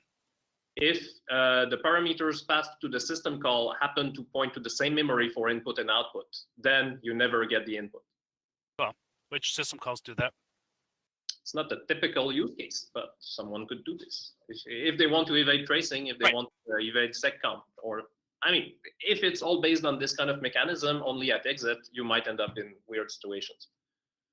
Like I said, see, maybe we could take a look at this, but say right now, we've actually overcome it by using this situation. And actually, as a caveat with this, I will disclaimer that I do say that synthetic events require mapping and tracing, matching. There is a bit of overhead attached to it, so it is a little bit slower than the normal system call would do this. But then we don't have all the synchronizations that we have to worry about. You're cutting a little bit away. I don't know if it's my connection or yours. My connection. Hold on. I mean, am I still choppy? No, that's good. Okay. For some reason, I don't know why, I have supposedly a good network connection, hopefully, but I guess it's just from me to the server. I think it likes to pick people and just say, because I still have red on my side. But that's just to let you know about that. Well, other than that, we could take a look at it and see.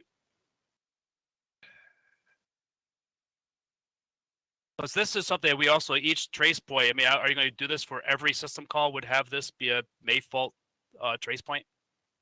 Yeah, so the initial plan is that the syscall entry and exit trace point would really become May fault trace point. And then all tracers, and we have this in our patch set, all the tracers initially are modified so that they register May fault probes, but at the beginning and end of their probe implementation, they disable preemption. So it's the exact same behavior as before, but it allows the caller and the callees to support preemption and taking page fault and things like that. I mean, I'm not against the idea. Just we could take a look at it. I don't really have. I don't know, Peter. Do you have any other issues besides one thing to make sure that the task RCU synchronization does not touch, CPUs that are either idle or in user space doing no hertz full, or user space in general? Yeah, or API heavy. I'm gonna have to look at the task trace RCU. As far as BPF is the only magical user of that thing as of now. But okay. And I mean, if you're taking folds, then who cares for? We'll see. So I guess Peter, he chopped down there, but I think I translated him saying, if you're taking faults, who cares about performance? Oh, but the common case don't need fault. So we want complete information, but as 99.9% of the scenarios are not going to need to fault, then we want that fast. We want Yeah, then you can do it as several two-stage. Then you can do the copy from user in atomic, and then if it faults, you can do the complicated things. Yeah, but you still need to fault in Well, the okay, so this was actually one of the things I originally posted as a, because I was trying to get it so strace could actually go using could use perf to actually do the tracing and not have to do its own faulting. And I can't remember, Linus told me an answer and I actually forgot what his answer was. It was ingenious too, and I have to go back and ask him again. But I had an idea where you would just do the record, and if it faulted, it just set a flag somehow, and then at the ptrace exit, it would then it would do the magical faulting as well. But is there, or if we could say just do it, and then if it does, don't do the trace point if you try to read the information. But then there's issues like in ftrace where we allocate the buffer before to prevent the multiple copies. We write right into it. Of course, and for these situations, we could just make a copy because we do have ways of having a helper buffer to write into the buffer and then allocate if possible. So you could write everything into the buffer, but if something faults, just say, okay, do the other method as well. I don't know, but if you're always beyond buffering, I mean, if you want to do early filtering before writing to the buffers, let's say with eBPF, then you want eBPF to be able to immediately take the page fault so it can decide whether you need to trace that or not. Well, if it takes a page fault, then it won't know if it should trace or not. I mean, if it takes, if the page fault happens, well, I mean, yeah. So like I said, you go to switch to the other mechanism, but I have to take a look at the code again. So I take it you had the patches already sent out. Yeah. Yeah. So put in the link for where those patches are, at least in the chat or in the notes. So, last slide is references, and the patch is faultable trace points v2, the RFC patch that Michael Janson sent last year. So we have the and now so what maybe could be done is that eBPF could adapt and based on that patch could enable faulting and sleeping for the system call entry and exit trace points. So this is maybe something that could be done on top as well.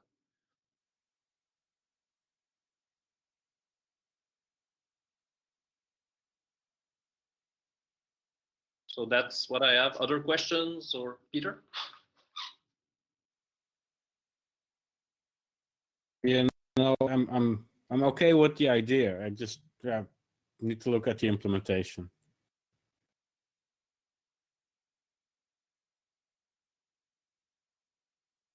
Good.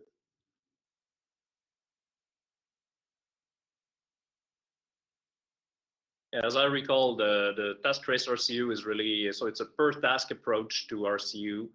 So which means a much slower synchronized RCU, but it was not a requirement from eBPF nor myself to have a fast synchronized RCU. So whenever you trace, the fact that your grace period might take a bit longer and be a bit more heavyweight was not really a concern there.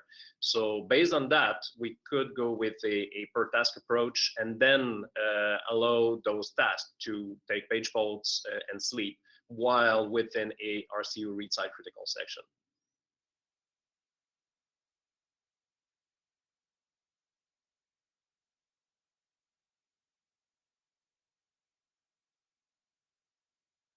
So that's what I have for this presentation. Stephen, do you have other things or anyone? Nope, I'm just trying to write notes and get everything in there. So Right, so reading from the commit that adds RCU task trace, it says, or of course downsides, the grace period code can send IPIs to CPUs, even those CPUs that are in user space. okay, so you don't want, we have to fix that before we can use this, or actually, yeah, that's got to be fixed. Yeah, I mean, it shouldn't even exist in the first place, but I really hate that we're adding new RCU flavors that don't play nice with no hertz full.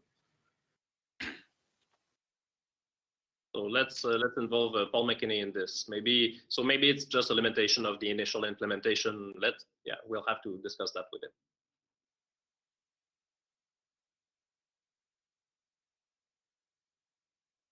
What's it called? Trace task or trace or task trace RCU?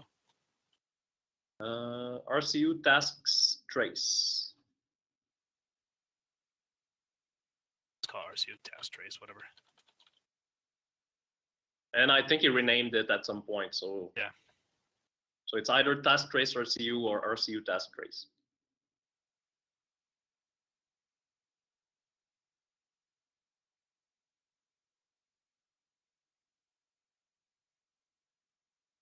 Well, we got 5 minutes, so if you want, we could. I'm sure you could give your other talk if you want, or we could take a 5-minute break. Want another 5-minute break? Yeah, we can go for the 5-minute break. I'm fine with it. Okay, so hey everyone, if you want to refresh your coffee, and we'll take a feedback in 5 minutes. Thanks, Matthew. Thank you. Feel free to update the notes too.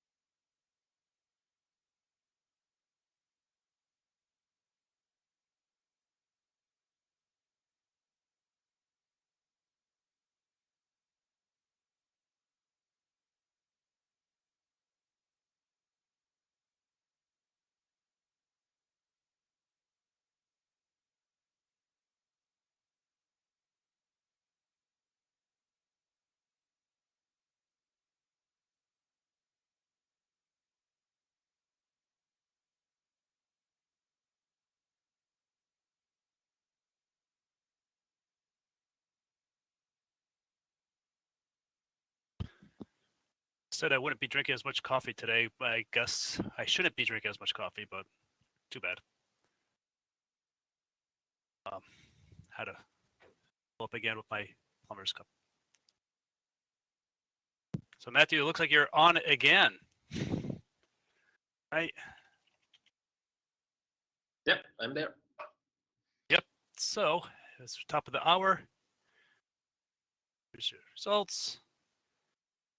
And the next one is your platform here, huh? Yep. And let me go and you should be right there. Give center again. Step. Yep. Okay. Do you want to present something? No, I'm or- done. Nope, it's all yours.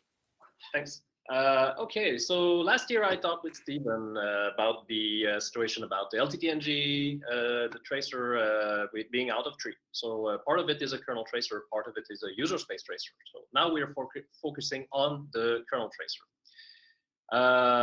So Stephen tried to review some version of it that I sent to him for upstreaming last year, and he found out that in 15 years of project history, that creates a lot of code, and it takes a lot of time to review.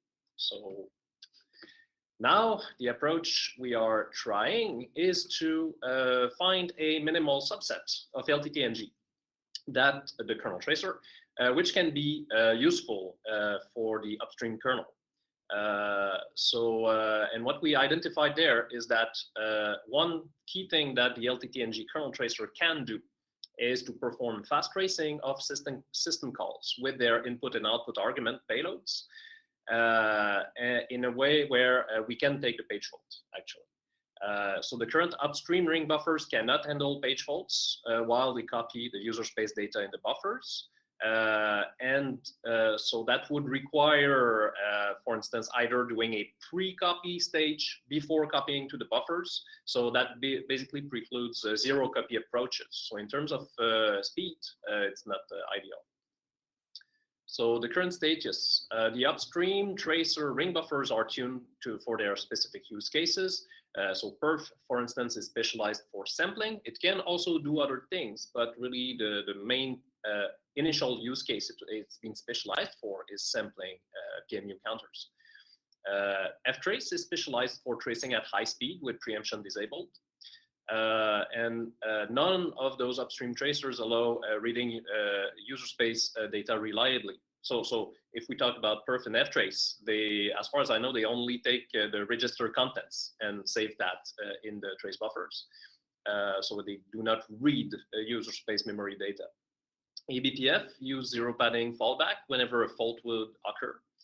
And other system call tracers such as ptrace, based on ptrace, such as strace, are slow because of scheduling and ptrace peak overhead. I will just say that, with the, by default, because it just uses whatever the parameters are passed in. If it's a pointer, it's a pointer. So, but for data, as I mentioned, we have code that does the event probes and such that can extract data. And that's for perf as well as ftrace. From user space?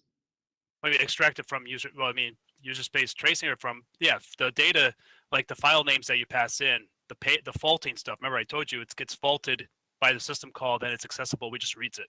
Uses the kprobe mechanism of saying kprobes now has a what's it called? The API tells you this memory is user space, so it uses the user space ways to extract that code from a kprobe. And same thing for uprobes, and with the event probes, we do the same thing.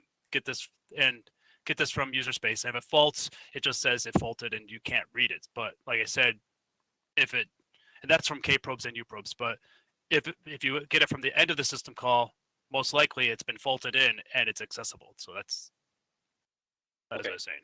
But you cannot add the event at the timing of the beginning of the system call with the faulted in payload. Well, you get all the way. Like I said, it uses synthetic events, which takes two events and put them into one. So you get all the data, including the timestamp of when the first event happened and the second event. And actually, you can even have as part of your event the delta of the two events.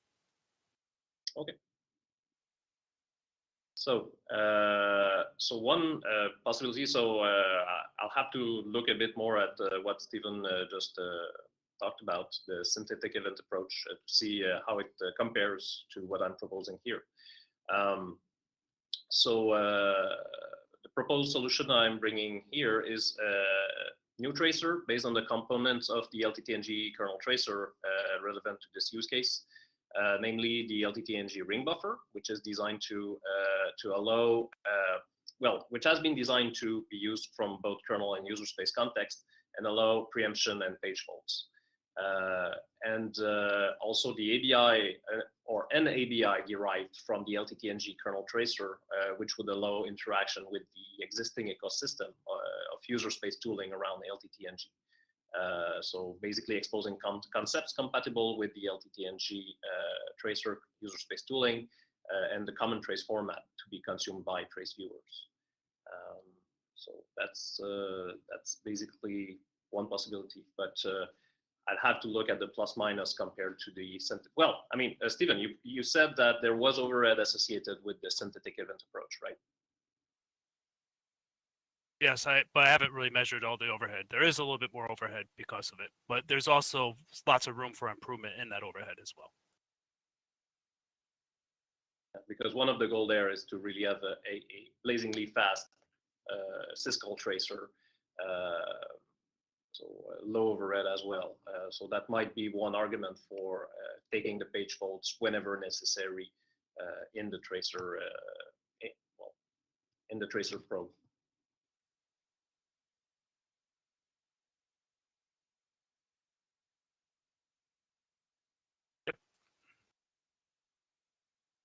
I was actually looking for the patch set for that, or so to pass it to you.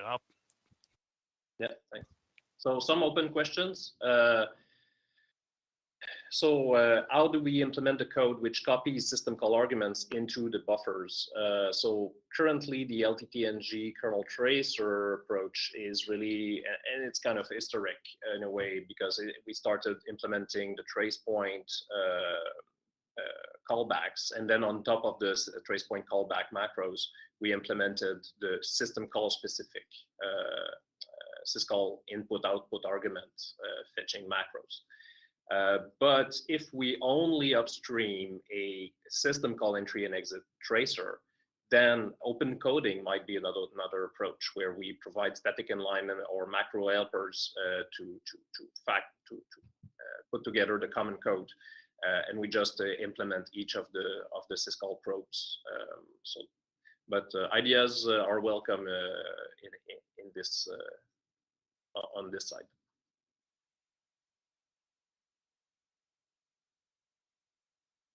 And of course, the other part is, I mean, considering the history of putting effort to put something in shape for upstreaming, and seeing that, oh, there's no time for review, and that stalls there. And so is this project scope reasonable, and is it reviewable within a reasonable effort?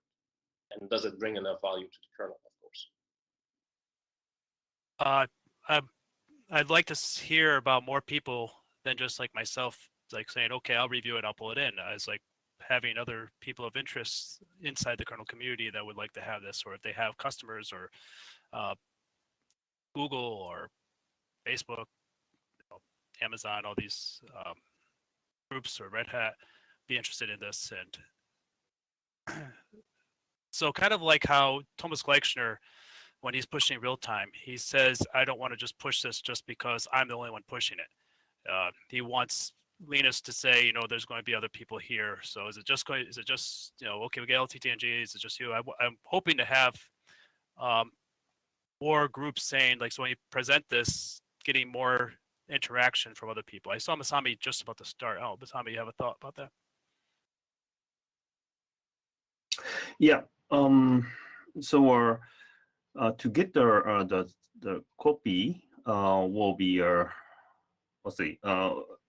You mean that we need some kind of argument types information for that, because which argument is user space or not must be set before that.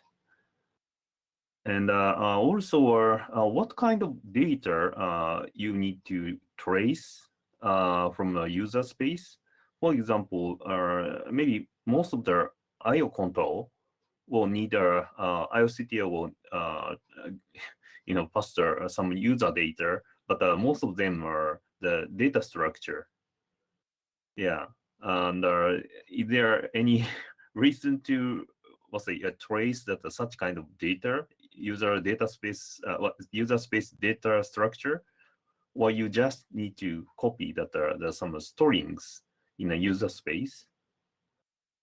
So we currently in the LTTNG kernel tracer, we have not gone through the trouble of doing the PRCTL stuff, for instance, but we have done things like EPOL, and those are arrays of bits being set or not set and things like that. The weight, the EPOL weight also, we have done it.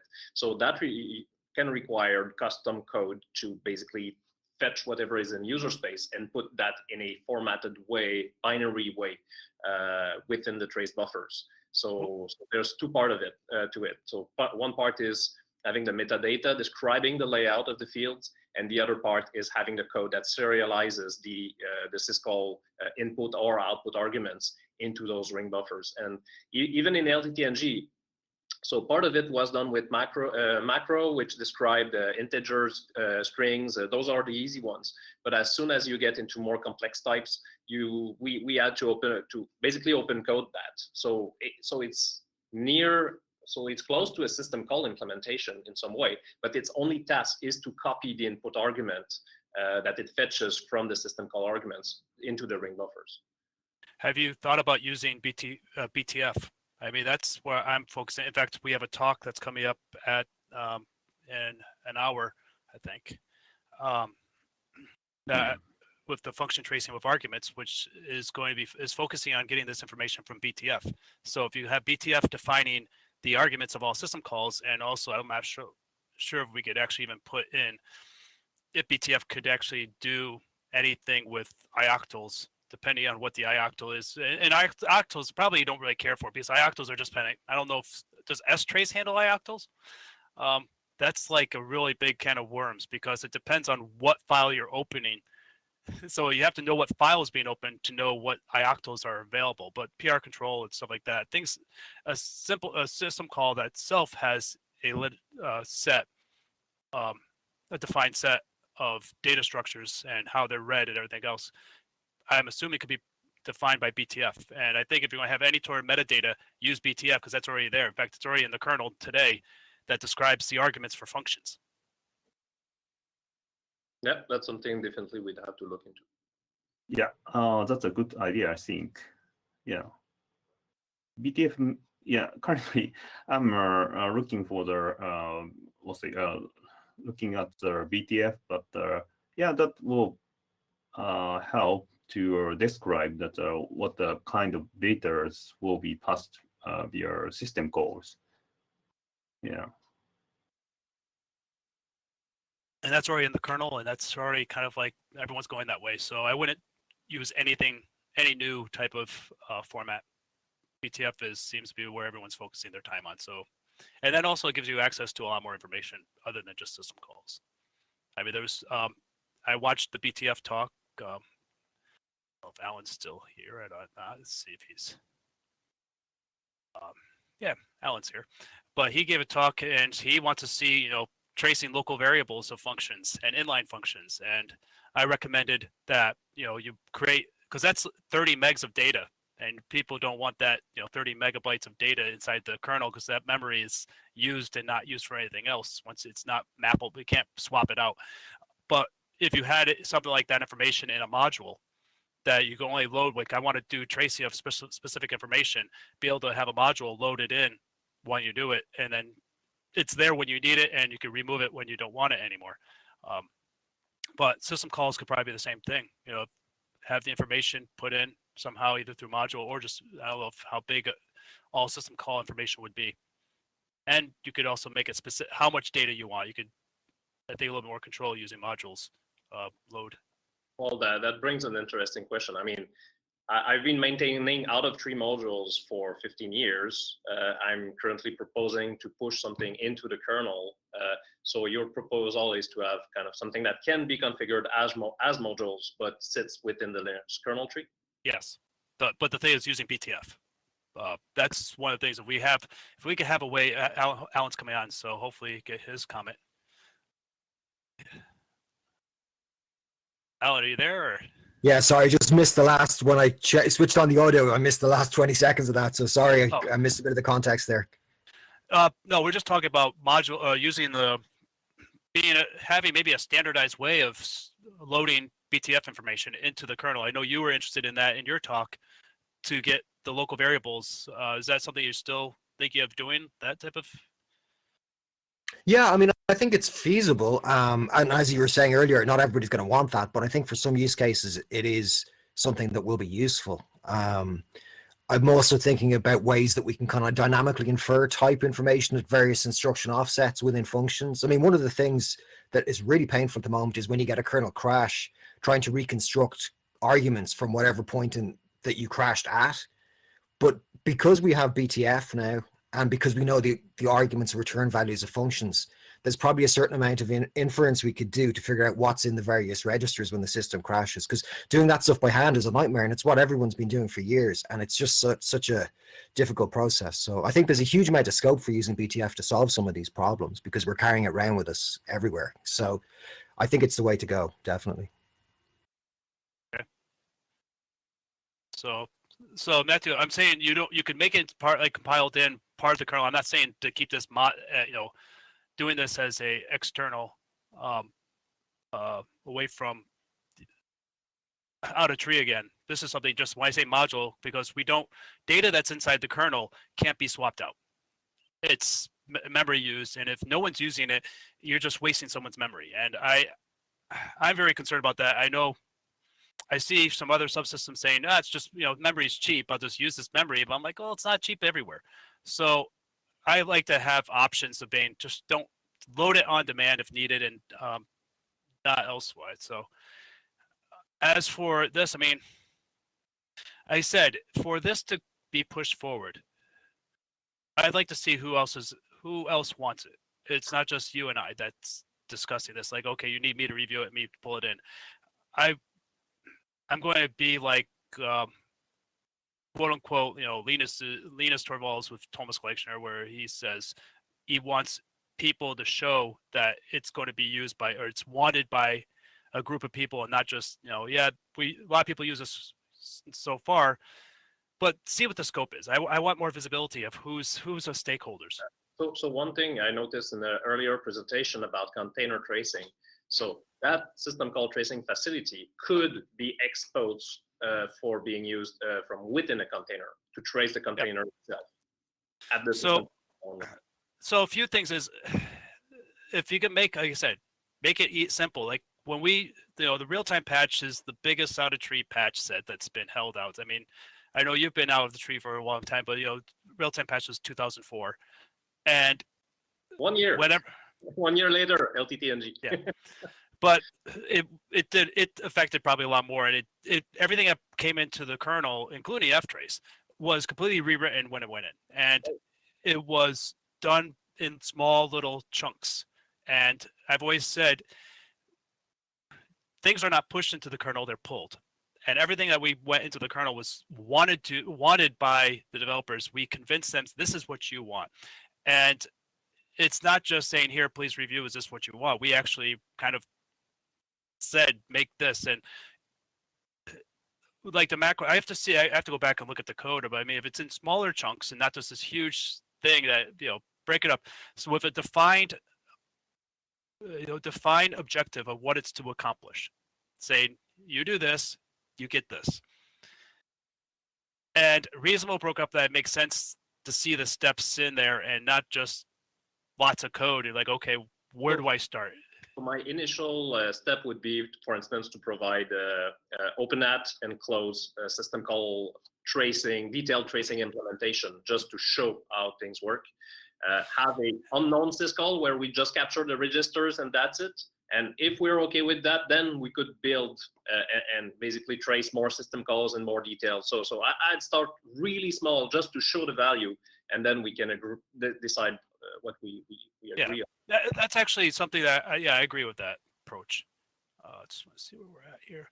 So we're at the 5-minute mark. So just to, whoops, wrong.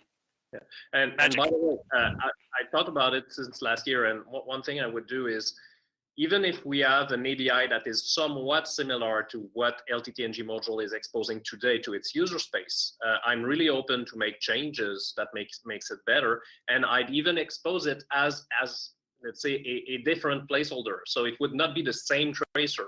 From our tooling, it would be a different domain. So we could still both load the old LTTNG modules in parallel with this fast kernel system call tracer. So because it would not be a complete replacement, so that opens up a lot more room for improvement, gathering feedback, implementing that feedback. We would not be constrained on, oh, we need backward compatibility. We don't. I mean, that would be new things, and then we can implement the, and act upon the feedback. So I'm going to start a poll. And oh, by the way, disclaimer, although the results of what everyone else sees is anonymous, they're not anonymous to me. I see who voted for what. So that's a disclaimer there. So I'm being transparent in this. So I want to see the interest in this from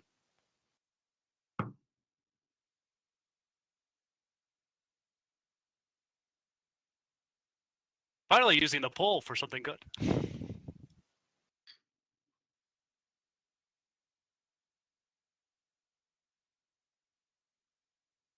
Actually, if I may just to add, can you hear me, guys? Yes, Judy.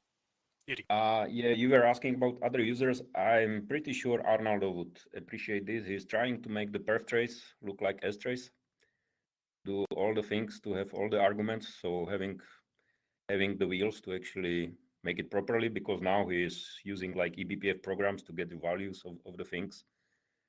So that would be definitely one of the users. So of how many? We have 60 people. Not everyone's voting, I don't think, right? So we're at 30. I'm wondering how many people have left their keyboard or something. I should put that down. Not at the keyboard. I'll give it a few more seconds. We have 3-minute warning. Well, wait, no. Yeah, 3-minute warning. Give it one more minute. See what people say. And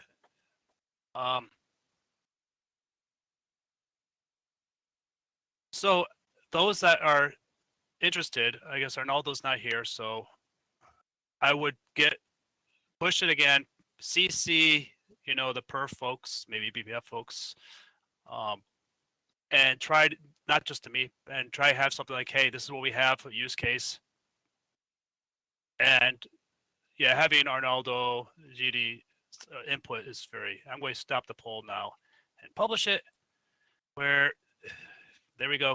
Of those that voted, 58% said, yes, 8% said no, with 34% saying they don't care. But that's good. That's a good reply back. I had to check. Yeah, Matthew, I was hoping you'd say like no or something. Of course, I said yes, right? Why would I? I know. I would have made fun of you if you did. But okay, that's good. So anything else anyone wants to bring up? Nope, that's pretty much the core of it.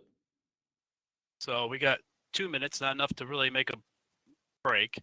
I guess we could start the next session. Now it's 1 minute, so thank you, Matthew. Thanks. Like I said, feel free to add more to the public notes. I kind of stopped when I'm talking. I can't write as much, so feel free to add to the public notes. I will be recording the public notes, and hopefully we'll be presenting everything. So the next one up is Event FS. So I'm hoping there's file system folks here. I asked them yesterday, please come here and heckle us. make sure everything's going well. And AJ, let me see, find you and make you presenter. You should be presenter now. Yeah, I just check. Oh, I have the access. Thanks. Yep. All yours. Okay. So, hi everyone. Thanks for joining the talk. Myself, Ajay, works with VMware PhotonOS team along with Steve. From last few months, working to reduce the memory footprint of Linux Tracer and come up with on-demand event FS.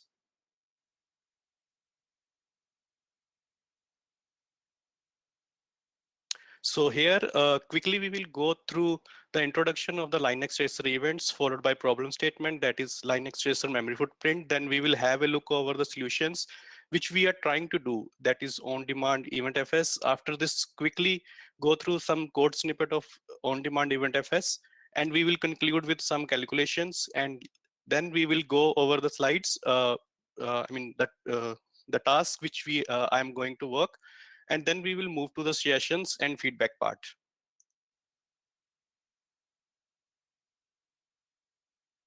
Okay, Linux Tracer designed by Steve to help out developers and designers to find out what is going on inside the kernel. It's used for debugging, analyzing latencies and performance issues.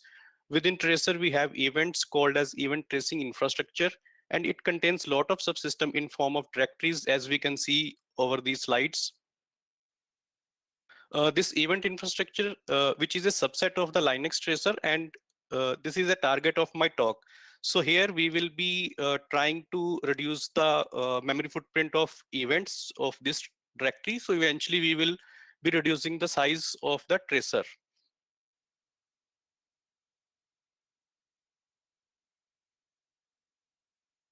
So here on this slide, we can see a penguin, which is representing the Linux. When we boot the system, if the tracer configs are enabled, we have the default instance of the tracer. This magnifying glass is representing the Linux tracer, which is helping developers to look inside the running kernel.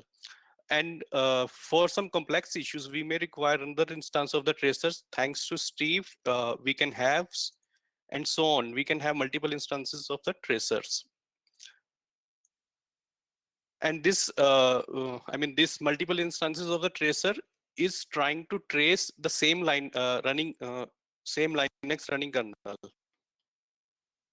So here we can, if we want to create a instance of the tracer, we need to use mkdir till the path of the tracing and then instances, and then we can give any name. I have given like LPC_1, LPC_2, and so on. And these mkdir command will create an instance of the Linux tracer. So we can see here with the ls command.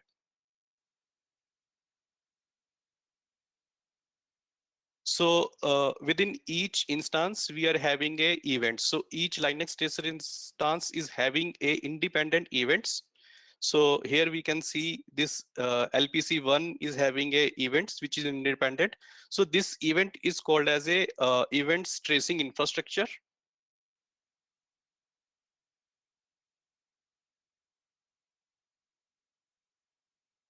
So let's move to the problem statement. As we have seen, event tracing infrastructure has a lot of files and directories depending upon the kernel config. In my system, I have more than 11K of files and directories. So to create a event tracing infrastructure on my system, it consumes approximate to 9 MB. We have some more calculation in the conclusion slides. Let's see the component of the Linux tracer, which consumes the memory. So here we have a event tracing infrastructure, which is consuming 9 MB of memory. On my system, which is having 11,742 files. Linux Tracer also has other components like ring buffer, not included here, as this is not that, in my talk, I'm not considering the ring buffer. So ring buffer actually used to store the logs, and the size depends upon the number of the CPU within the system. If we have less number of CPUs, then ring buffer will be smaller. And some part of the memory consumed by the internal structures of the Linux tracer, that also not included here. So this single instance of the Linux tracer, and this is of 9 MB. I mean, within this single instance, we are having event infrastructure, which is consuming 9 MB of the memory. And for some complex debugging or some other things, we need to have a multiple instances of the tracers.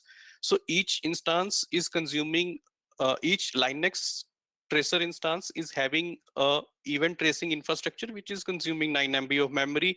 And as we are having multiple instances, we are ending up by consuming a lot of memory.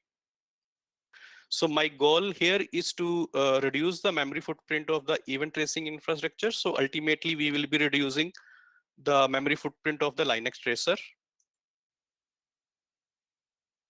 And target which we have set, like we will be reducing 75% the memory footprint of the events. So, okay, let's move to the approach we tried. So that is the on-demand event FS. Okay, so on-demand on-demand event FS means create the files and directory on demand and delete them immediately when no more requires. To create a file or structure requires the object of inode and dentry. So instead of this, let's save only the metadata of the file and directory, which consumes less memory to inode and dentry, and later on use this metadata to create the file or directory on demand. Let's see how this on-demand event FS will work.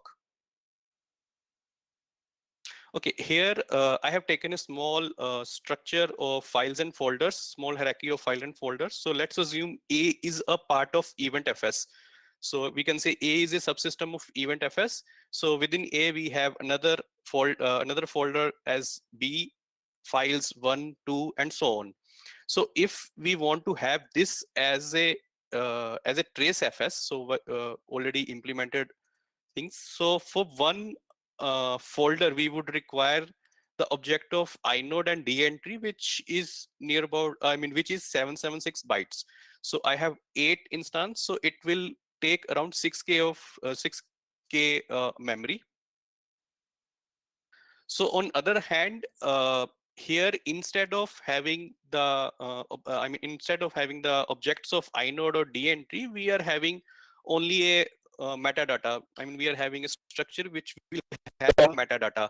So here we were having 776,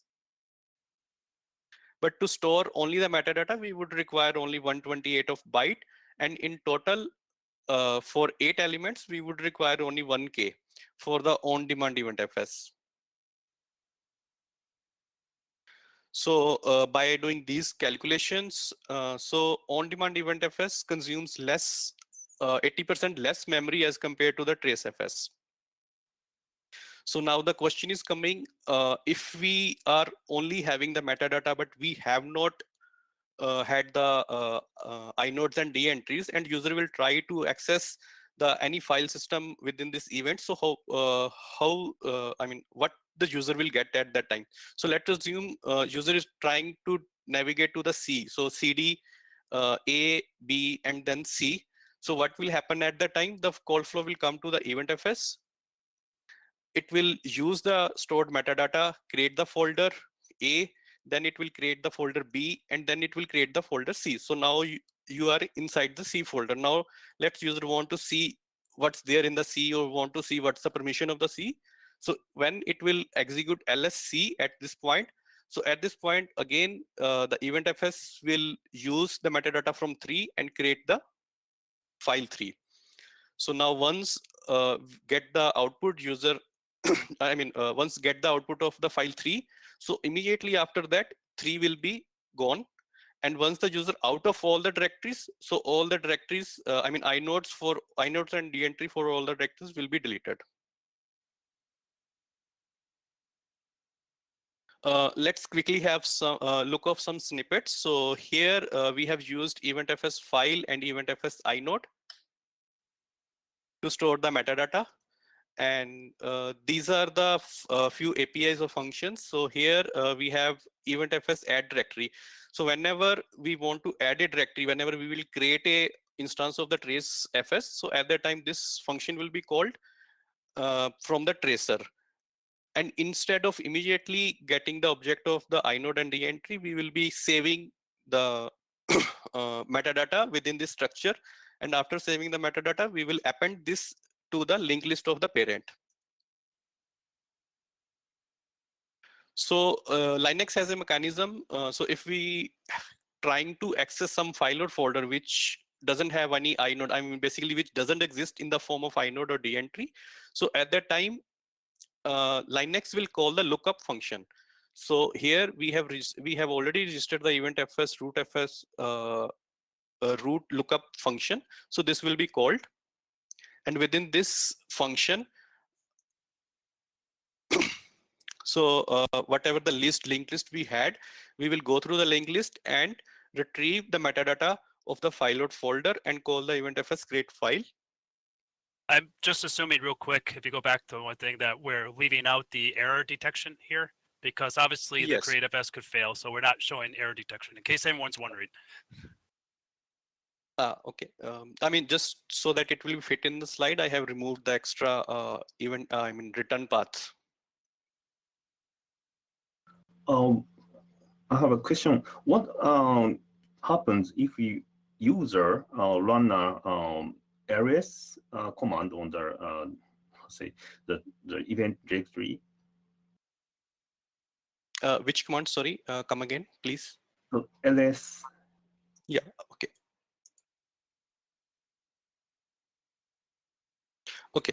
So here, if you user will execute the ls, so at that time, execution, I mean, first of all, it will go to the Linux fs. So Linux fs will see that file or directory is not present, so it will call the lookup function.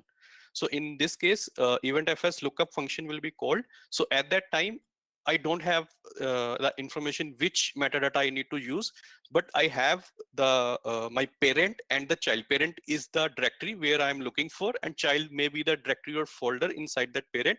So by using the linked list which I have created at the time of creating the tracer, so that linked list will be used and retrieve the information, I mean retrieve the metadata of file or folder, and at that time I will create the I will take the object of inode and d entries and create the this folder. Sorry, these will be created. Only the root, for example, if we ir ls on the root directory, only root directory will be what's it made? Yes. Let's assume it's a events and then a. So only events is already event is a static. So this a will be created dynamically on the fly. Only a. If you are trying to do ls a, then definitely we assume that we should have all the at the output we should have all the files and folders. So at that time parent is a, so first it will create the a and then it will create all the files and folders within the a. Okay, but when it will be removed, but because that's the ls command will just open the let's say the root directory and read there and close. Then when the ls command close it, then the directory will be removed. If you are actually, I'm wondering, wait, if we just do a ls, I guess the question is on chat, we don't actually create the inodes for the files in it. We just actually create, well, do we just create the listing, or do we actually, when on the ls of the directory, do we actually create all the files or the dnodes or the entries for content of that directory? I forgot. I can't remember the code. It's been a while. Yep. No. We will create whenever required, and before exit the system call, we will delete.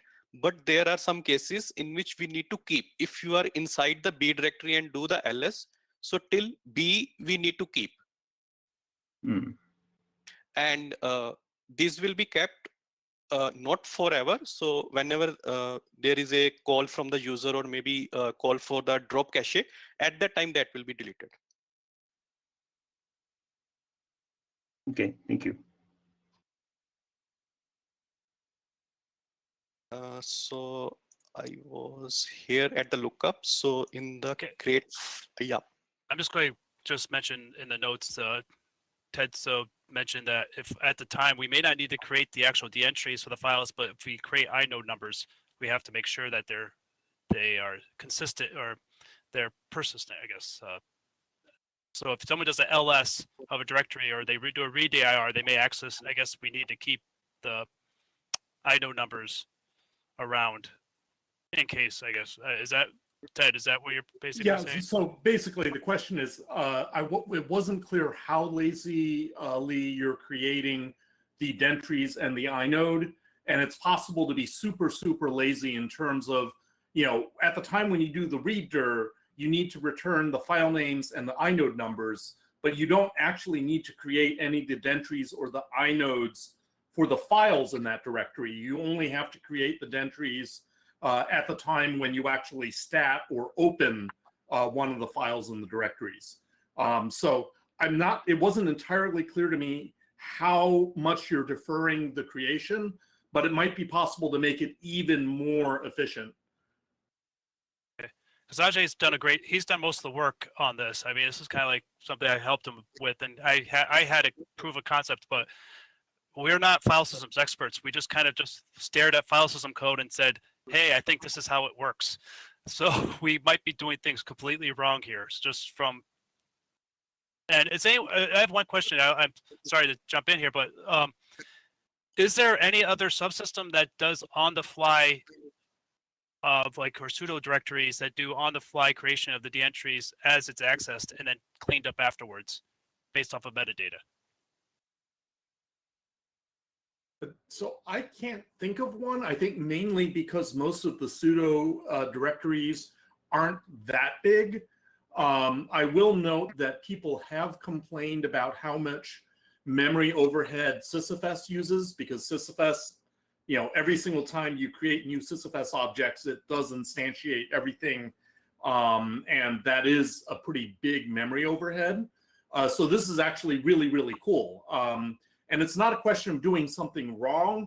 It's just, it might be possible to be able to do it slightly better, right? So, wrong isn't actually the right word here. It's just like, essentially what you're doing is lazy creation of data structures. So you're not consuming the memory until you actually need the data structure.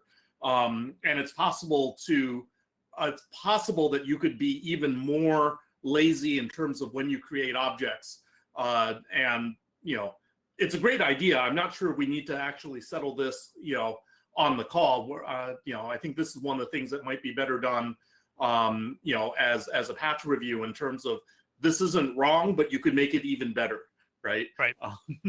So that's actually a good idea. I mean, microconference topics are basically to share ideas, have discussions, over high-level discussions, and then the rest of the work is done on the mailing list. And since you brought up SysFS, and the reason why this was done up is actually the BPF folks actually complained that, every time you make an instance, you get this huge memory footprint.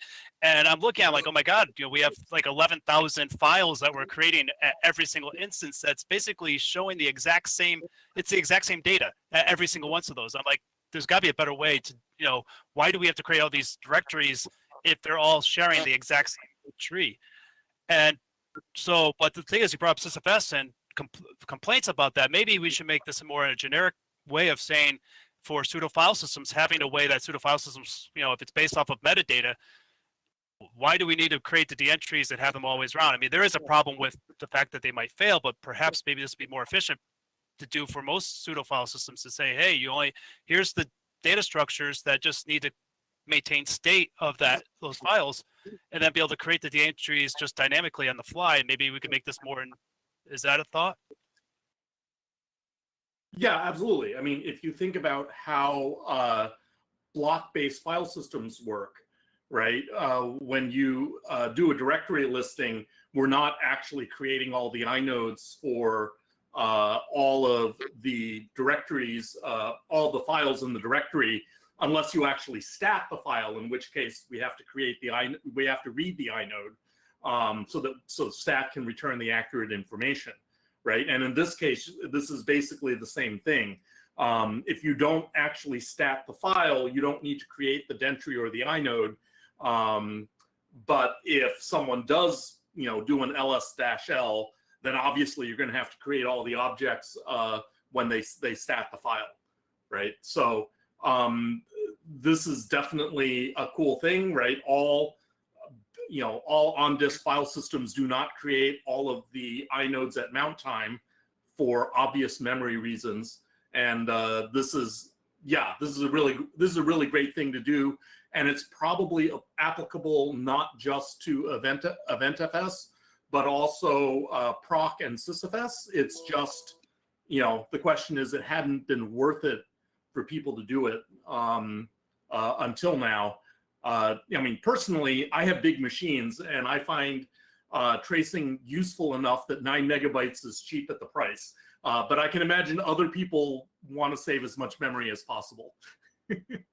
Yeah, especially since a lot of this ftrace is very popular among embedded boards because of the tracefs file says we don't need any user space tools. So by making the actual footprint of tracefs much smaller, that's an advantage for the embedded folks. But sorry, I didn't mean to hijack. Come on. No problem. Probably, I think we should start a offline mail chain so that we can have more in detail. Okay, let me just quickly cover this part. So here we retrieve the information of dnode and inode, and using these functions, we will link the inode and dnode.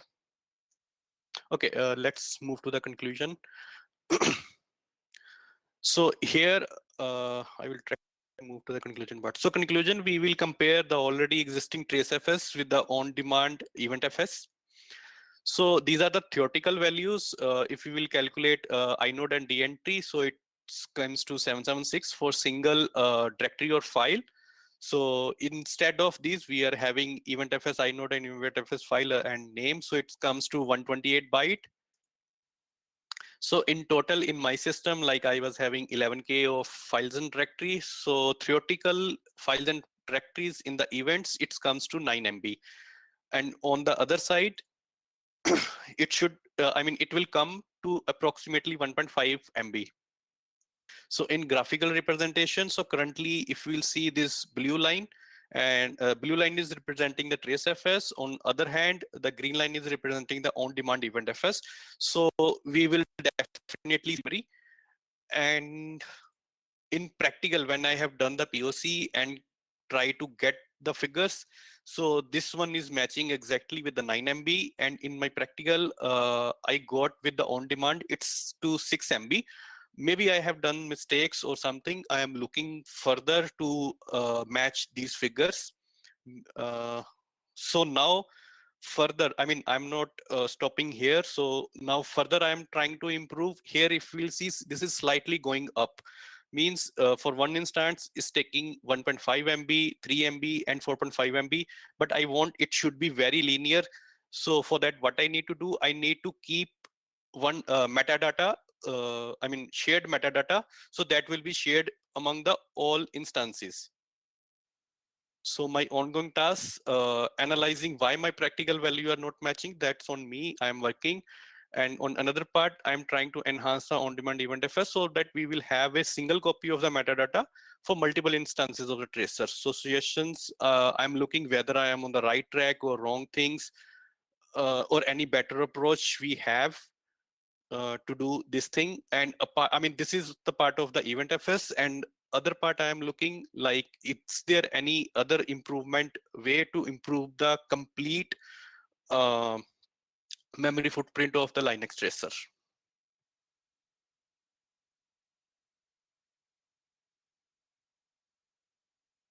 Well, I think this is actually a great discussion. I think a lot of information of what we want to do is out there. Everyone knows what things are, and I think this can easily be moved to I was late on the what's it called, the 3 minute, but I think this can be moved to the file list, Wait, Ted, is there a file system mailing list, or is it just LKML? I probably should look the maintainer's file too, just to find VFS. You're right in the chat or whatever. But yeah, we'll probably. I think. How do you, Ajay? How do you feel with your patch set? I guess there's a fsdevel. Thank you, Linux fsdevel. We'll find. We'll send to it. So I think even the proof of concept that we have currently, maybe let's send that to the file system now, or file system mailing list. I could send you that offline. I could give you all that information. And I think this would be good to can move this to that discussion. I think everyone understands it. It looks like people have a positive feedback on this, so it's what we're doing seems like not controversial. So that was some part of my worry. So thanks a lot, Ajay. Yep. That was really good talk. Thanks. And thanks everyone. So yep. Does anyone else have any last thing? Because I think we're set for a break right now. Yes, I believe we have a break for 15 minutes, and I'll let you guys go. Thanks everyone for participating. And feel free again to update the notes. I kind of stopped, like I said, when I'm talking, I don't really do notes.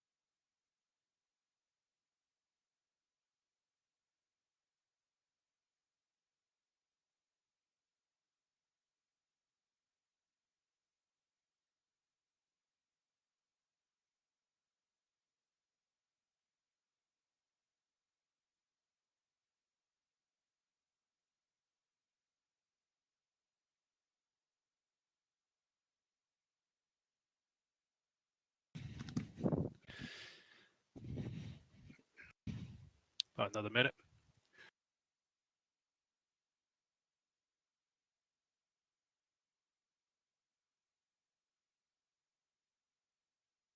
Looks like there's good discussion going on in the chat.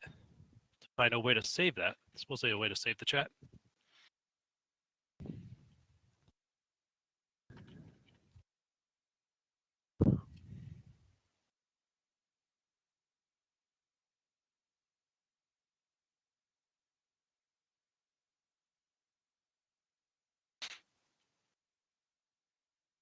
Okay, so we're at the top of the hour. Got about half the people back. That's good. And I believe I'm next. No faults. No one's being a wise guy. Okay, so down to the final hour.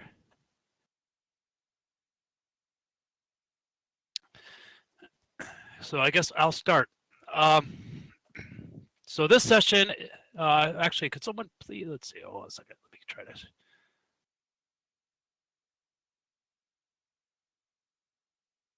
So hopefully someone could take notes, or I could take notes later.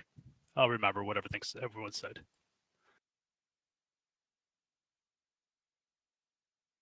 Interesting. I'm not getting.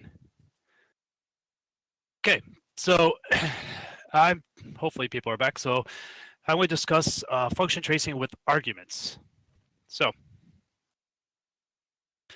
today, if you do function tracing, you get like if I run trace command and start the function tracer and show, we see the function and its parent. Very useful information, but sometimes we'd like to have more information than just that a function was hit.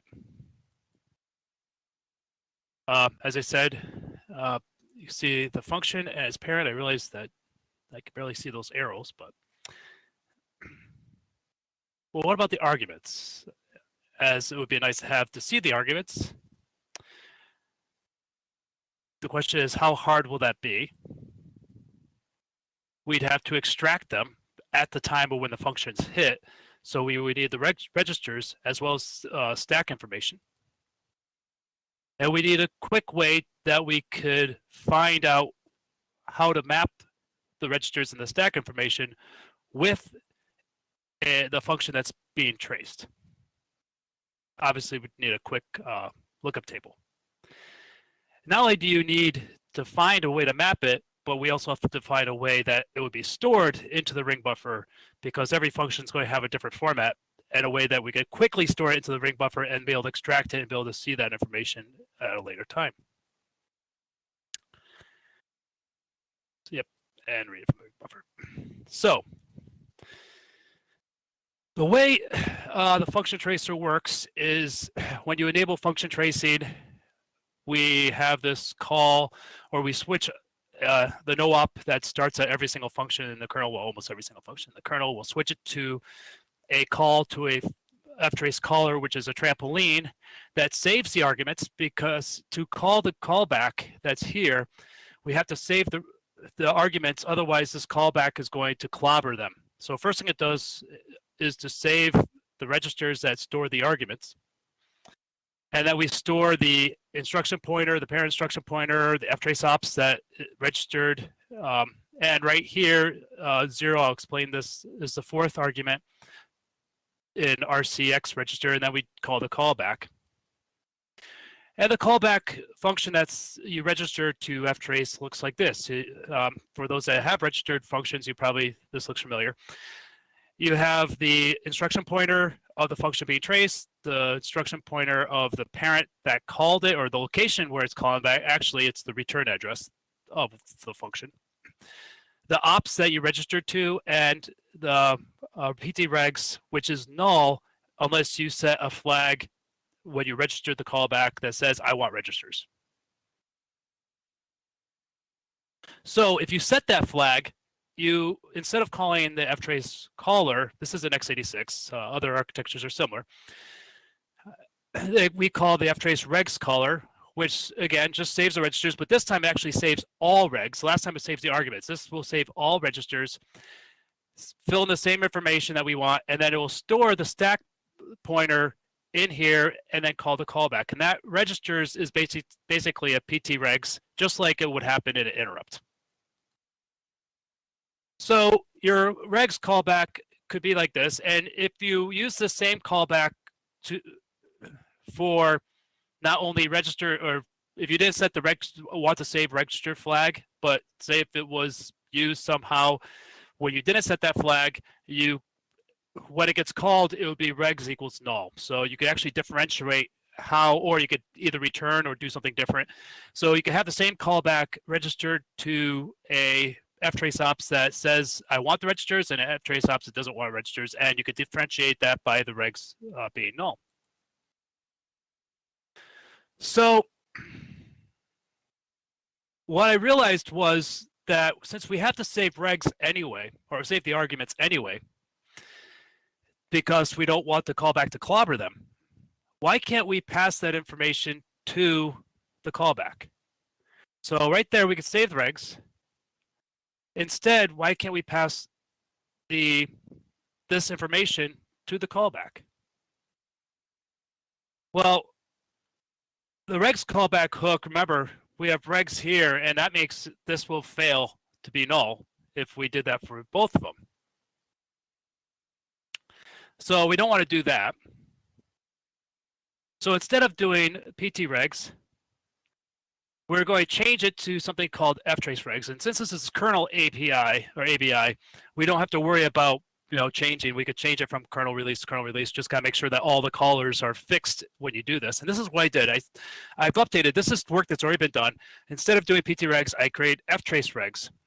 And there's information here that when you call regs, you can actually, there's a helper function that says ftrace get regs that checks this information that will return null if the callback was an ftrace caller, and it will actually return the full registers. And this is because Peter Zylstra and Thomas Gleichster were very adamant that says don't return a PT regs that's partially filled, because that could cause problems. So I created a different structure called ftrace regs and gave a helper function that just switches over. And if you look at the thing, it's basically identical. It's just that uses, I think, one of the fields within the registers to say that, hey, this is filled or not.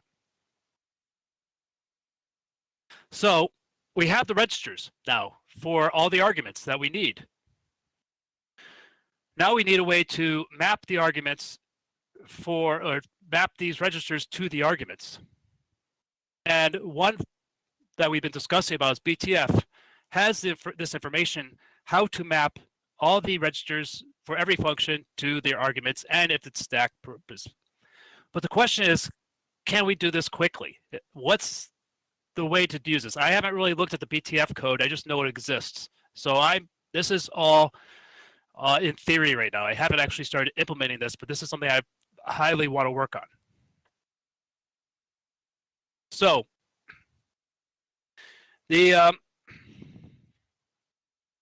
one thing is the ftrace ops. I didn't actually mean this. I probably think I shouldn't have said ftrace ops. I should have said the ftrace dynamic read. So basically, there's a table inside the kernel that maps all the locations inside the kernel that can be enabled and disabled for ftrace. So it's right now the field is only the structure, I think it's 16 bytes, but we could add information there that would point to the BTF information for every single function, and it's already there. But that means we just have to, every single function will now have a pointer to its information, which could add overhead to the kernel. But again, do we care? Or we could have a hash table that we could load by a module, like I mentioned in other talks or topics, that if we have this information in a module, we could just load it and then have it mapped directly to the BTF table. But we still need the BTF processing to say, okay, we got the BTF, and we still need to quickly convert the information into a way to save it. So I just wrote this up as, excuse me, this isn't actual real code. It's sort of just a brainstorming of an idea of what I could imagine, is that the callback, we would get a temporary buffer to store something in. That's usually, it's lock list to get this temporary buffer. It'll be per CPU, per context for interrupt, normal, soft interrupt, NMI. So we get a unique buffer that we have access to that don't have to worry about other people writing to. We find this BTF information, and then we pass information, passing the buffer, the BTF, and the ftrace regs, that it will write in some format the information we want into the buffer. We don't need to process it. We don't need to convert things to strings or anything. We just have to record the data that we want into that, and then take this information and write it into the ring buffer.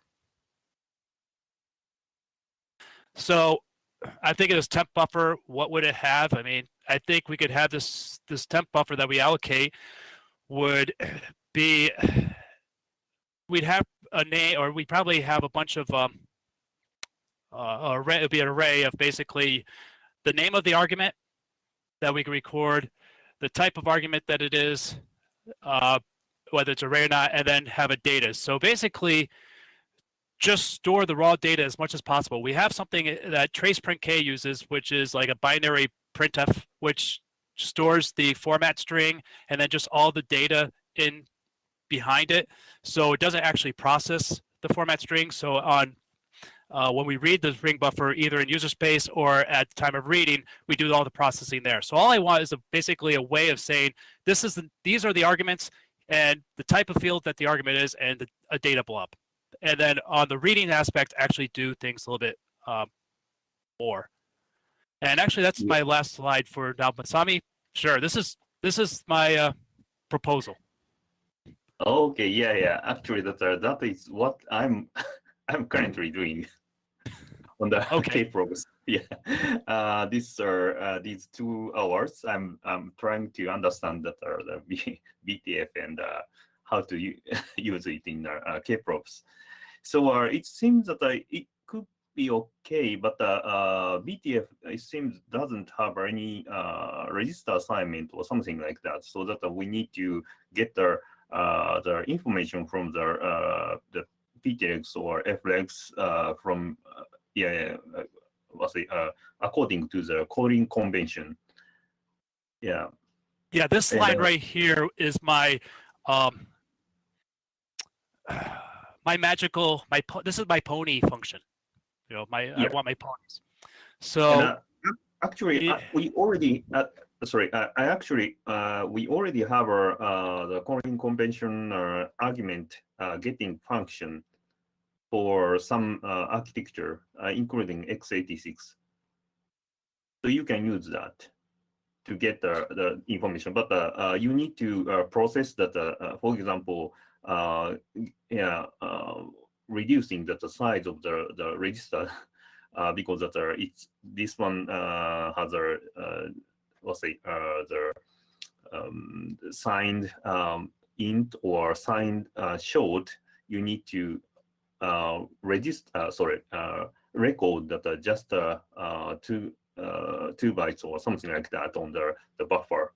So that for that purpose, BTF will be used, can be used, and also BTF has a function prototypes. It seems have each argument name, so that you can also save the name. Okay. Yeah. So actually, I'm wondering sometimes, here's another idea that I thought, since this has to be done quickly at time of recording, if we just tell at the time of recording what registers need to be saved and not worry about format or anything, just say these registers need to be saved for this function, and the stack, or if it has more than 6, this much of the stack. So we just need to say what needs to be saved, and then on the reading side, we could say, okay, this function, here's the function, here's the data, let's convert it now and have a way to print it. Oh, I see. So that you mean that save that the registers, for example, and the format afterwards. Yes.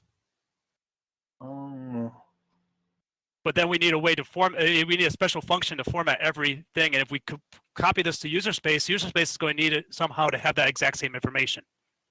Yeah, I think it's also work, at least for the ftrace, because I mean that for the events, I need to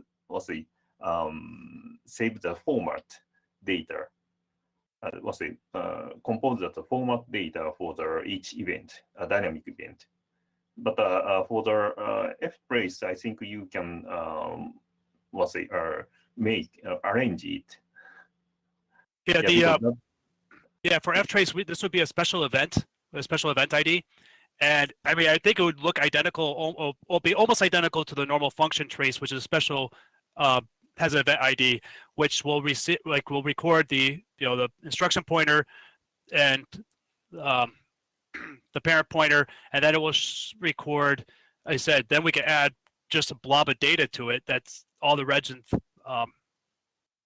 the stack, and then because based on the ID, we could then call on reading of it, because how an event is read is based off of the ID. So once you read the ID, it's going to jump to some function that says, I know how to process this event ID. And that specific event ID could be, say, oh, this is a function with arguments. And then it will go through and check the table using the IP to find the function. And then, so this could be done at the end processing. Now, a question is, let's say if you have a module, you do the recording, and then you unload the module, and the functions, and you don't have that information anymore. Maybe this is only created per module, so the IPs change. Do we want to store just enough information and process it later, but then we have to worry about module unloading where you lose that data? Or maybe we have, I know LTTNG has kind of a metadata being recorded, so it could let that be known. But I'm just wondering what people's ideas are on this.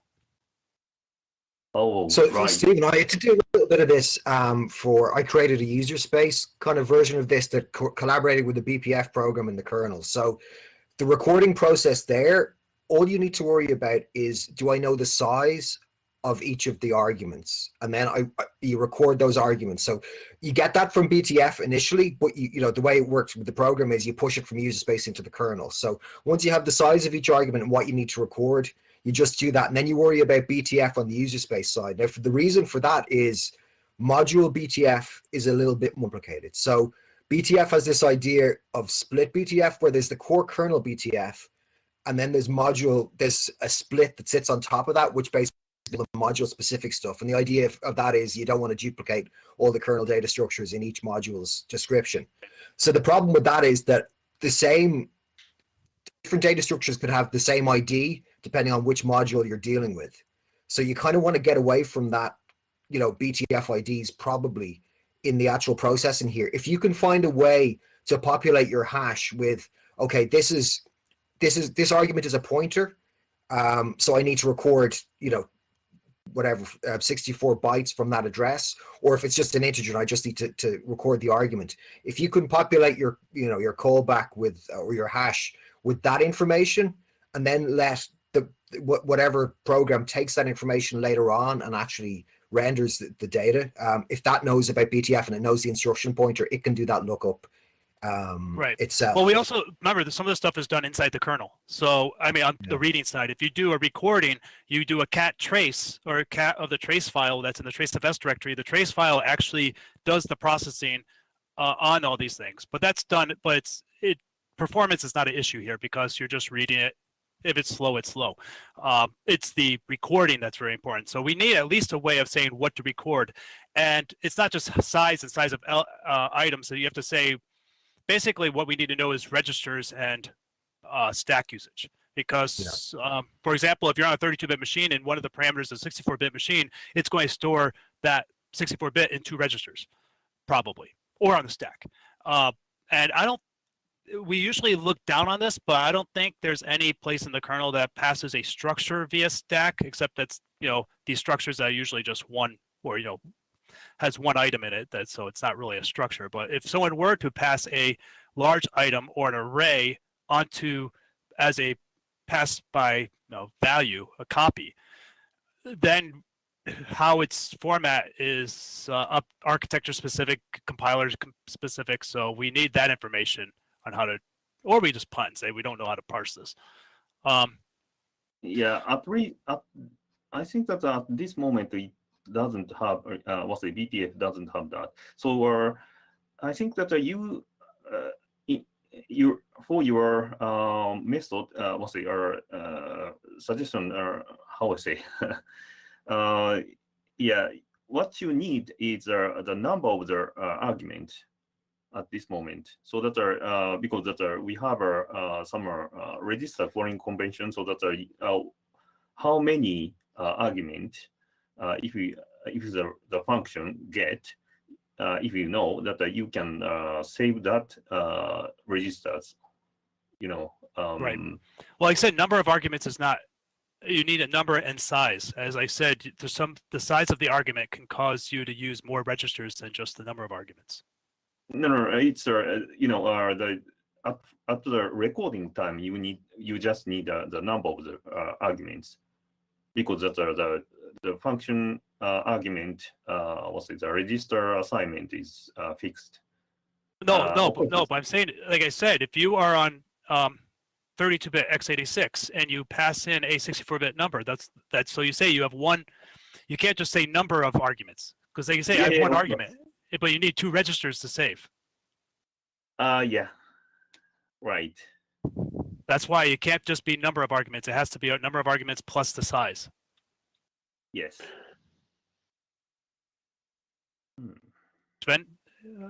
Yeah, one thing that I also figured out is if you have different function types, like for example, floating point, which is not often used in the kernel, but for example on S390, if you have a first argument with floating point, then it will be a different register than your normal integer register. So you need the type information also when storing. I mean, right now we don't care about floating in tracing, but it's just one thing that I noticed when reading the ABI, that if you want to do it correct, you also have to think about such things. Well, honestly, okay, so S390 is magical, so I'm not going to really. it's sort of like, yeah, you could do all. From what I understand of S390 is like, you could do all this in x86 and S390. Oh yeah, that's one command. So floating point in the kernel is frowned upon because they're usually, especially since Linux was basically developed from the i386. And floating point was a whole set of number of registers, and to save and restore those registers takes a lot of work. And that way, the kernel should never use floating point because it's a lazy method, so it can mess up with it takes a lot of work to do anything with floating point within the kernel. So honestly, I think we could just say we're not going to handle floating point and not worry about, or we just don't handle it, and that should be okay. I've never had to deal with a floating point issue within the kernel. But just let people know I'm doing this to myself. 3 minutes, I think. Yeah.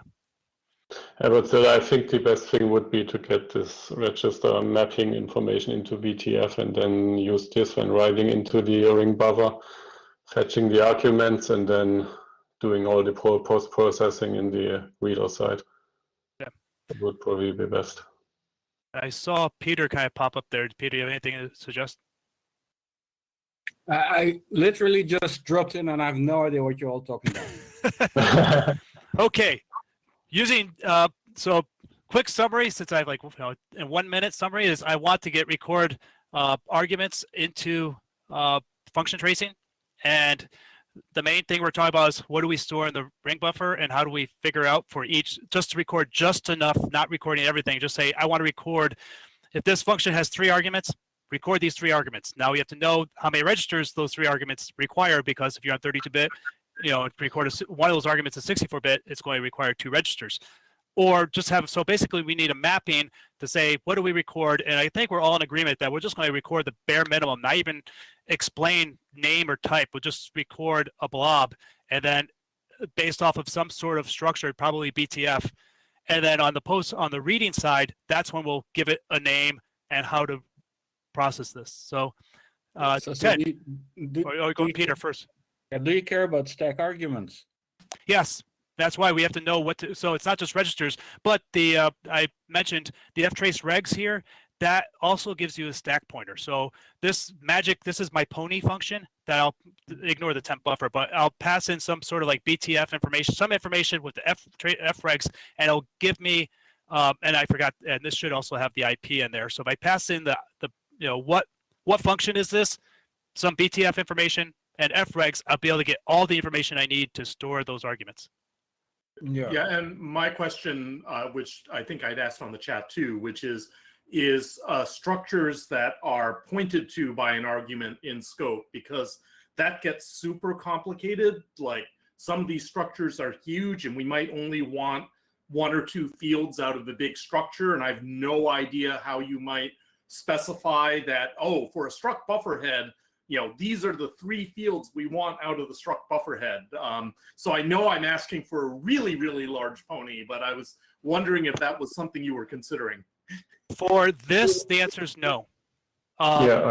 This would just be give you the pointer to the structure. Now we have K probes and event probes that could be built on top of this that could get that information for you by we actually have an API to say, give me this structure, this offset, and you can even follow the structure. So if a structure has a pointer, you can follow that pointer into another structure, and that structure has a pointer, you can follow that one. I actually have a talk where I went like 5 structures down. I think I used, I don't know, the a network SK buff and got the device that it came in on. I think that would also be getting complicated with user space addresses if you're just printing following every pointer. Yep. So I'll so Masami, since you said you're working on something similar like this, if you have if you have information about that, please share with me. I plan on this is something I want to work on. There's a few things left on my to-do list, and this is one of my to-do lists that I had for a long time. And I think we now have finally enough information in the kernel to do this. So time is up. Thank you, everyone. I didn't write any notes, and no one else did, but I'll just go back and watch the video and write it up afterwards. With that, up next is myself again on the last topic of today.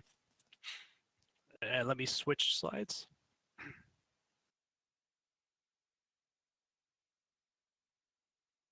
Okay, so this is similar, but this is actually focused not on function tracing, but on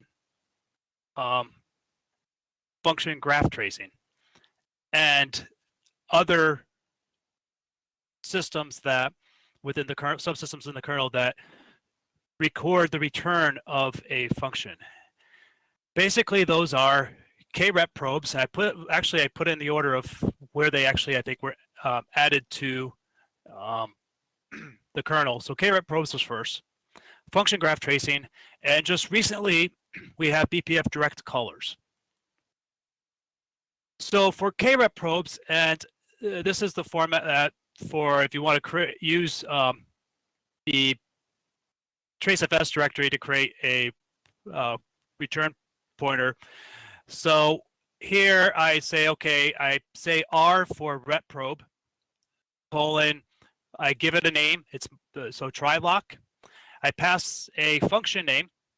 So for here, it's raw spin trilock, and I want the return value, and I do $repval, which is a special value variable that you pass into kprobes, kprobe events in the FS directory, and it will give you the return value. I start the event, and I show it, and here's the trilocks. It gives you the information of where who called the raw spin lock, and gives you the return value 1-1. Here's a case where it returned 0. I guess didn't get the lock.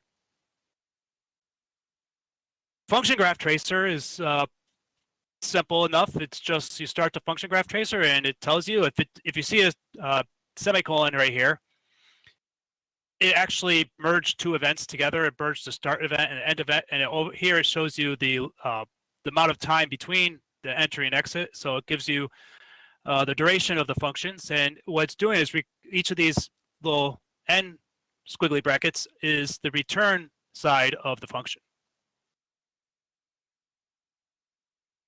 I don't have an example for BPF direct trampolines. I'm sure it was talked about in the BPF track. I've seen a few examples. So, but it does it differently than what krep probes and function graph tracing does. So we may not be able to consolidate the two or consolidate krep probes or function graph tracer, maybe, but I'm going to discuss every methodology, and then we could see what we can do. Brainstorm ideas.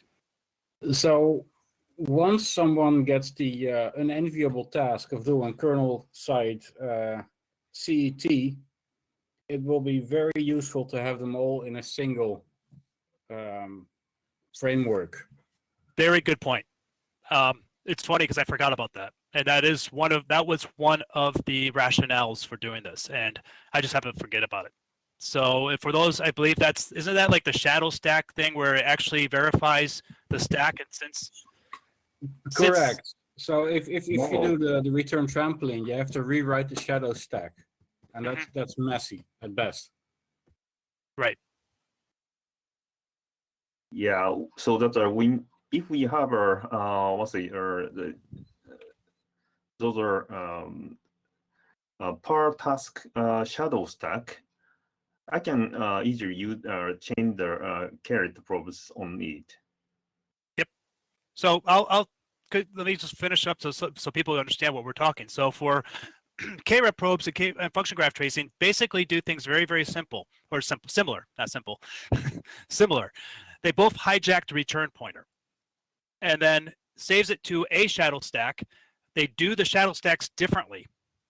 And I think that's what Masami was just talking about. We replace the return pointer with a return to some trampoline. And that trampoline is responsible for putting back and going back to the original function that it hijacked. So here's a graphical version of how it works. You have say we're calling schedule, some function called schedule.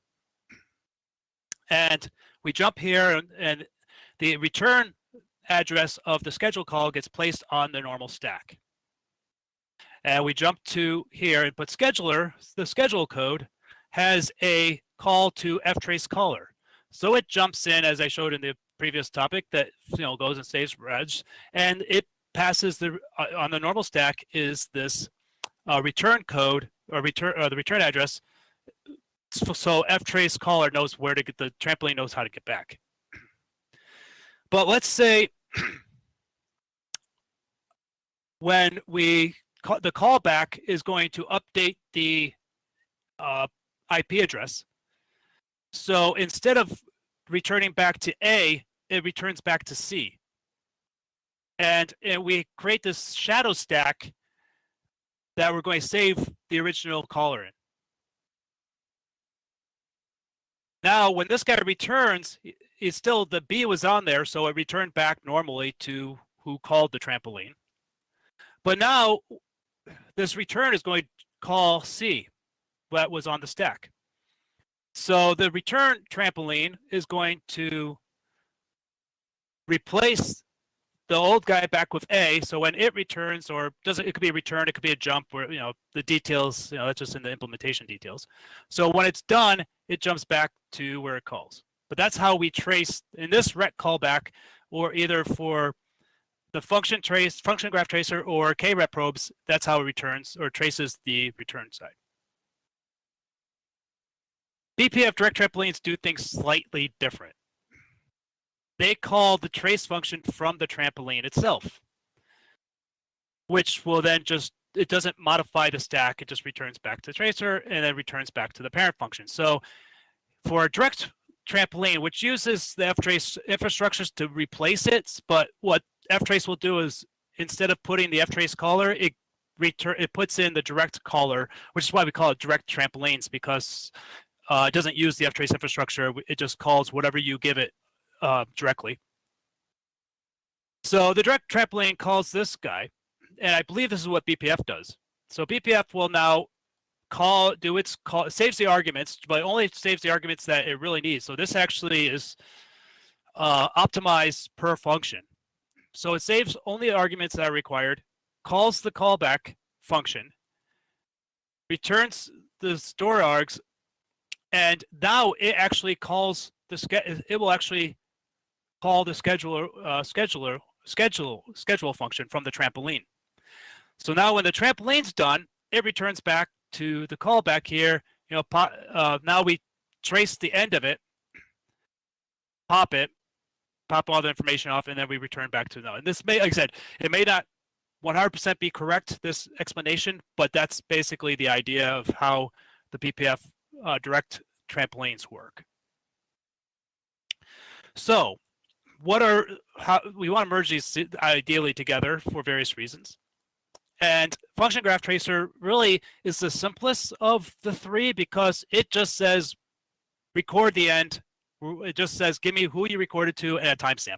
Boom, very simple. You can't attach anything to it.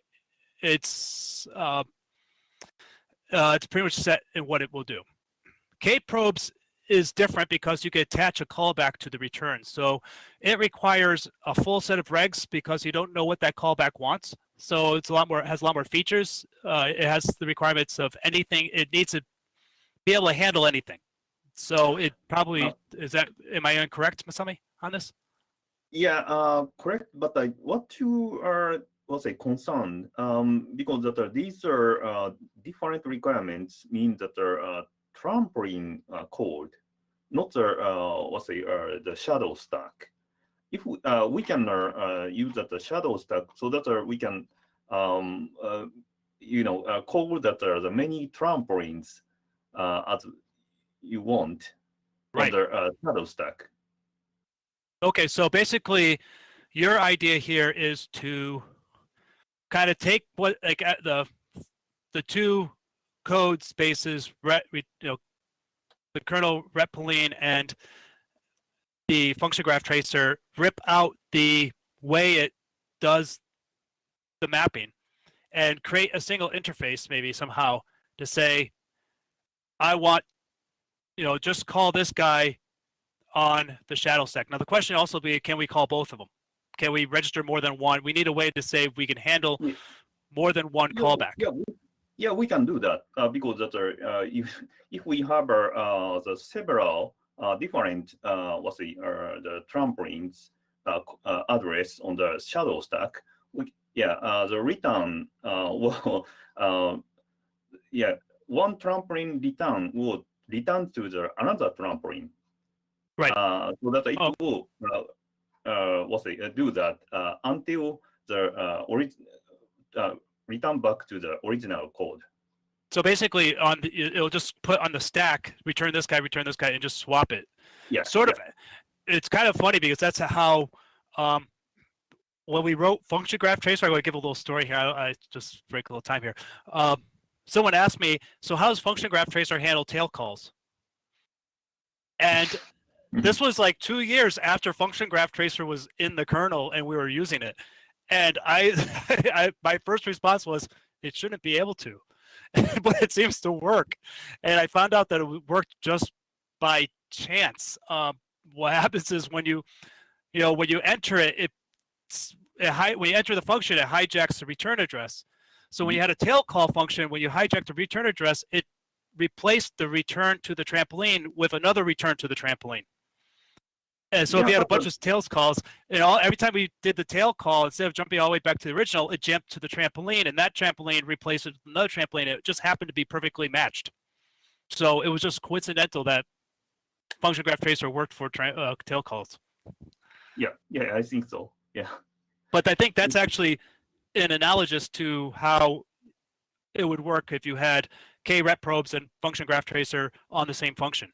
You'd have one return trampoline would return to the other one depending on which one was called first from the function graph tracer. And with Girioso's recent addition to the code where we actually have function graph tracer as one of the users of the function tracer and not a separate entity, I believe that because if with k-rep probes registers with function graph tracer, with the function graph tracer registers with the function tracer.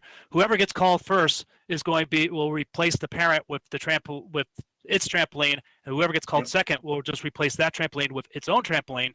So when it returns back, it should just bounce back, and I think everything should work. Yeah, it should work. Yeah, and also shadows with I saw that the extra data, so that I'm okay. Yeah. Okay, with the shadow stack, adding stack, so you can't. So one thing the shadow stack needs to do is also store data from the caller, so the caller could actually send data. So, so should I continue with the work, or Masami, did you have your own stuff that you were doing on top of that? Sorry. Or did you have your own version of the shadow stack information, or did you look at my patches for the shadow stack? So red probes used to have a different shadow object per red probe thing, and I sent patches to rip that out. I lost track of where we are with them. Did we merge that, Masami? Yeah, it's a different the wrist. So that it's actually not the shadow stack, but the shadow wrist stack wrist. So that the return when the trampoline get the code, it will trace back the wrist and find that the correct the address, or say match the address, so that and call back that how I say carrot callbacks with some what's the extra data.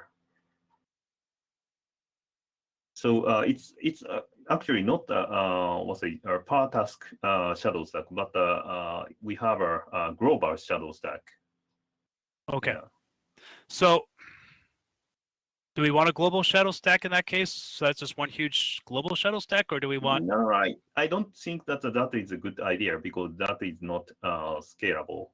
Okay. Yeah. So I think what I'll do is I'll probably rip out the shadow stack logic in the function graph tracer into its own entity. Yeah, but someone, of course, that are consider about the size of the shadow stack per task, because that if we have a task, let's say like 1K,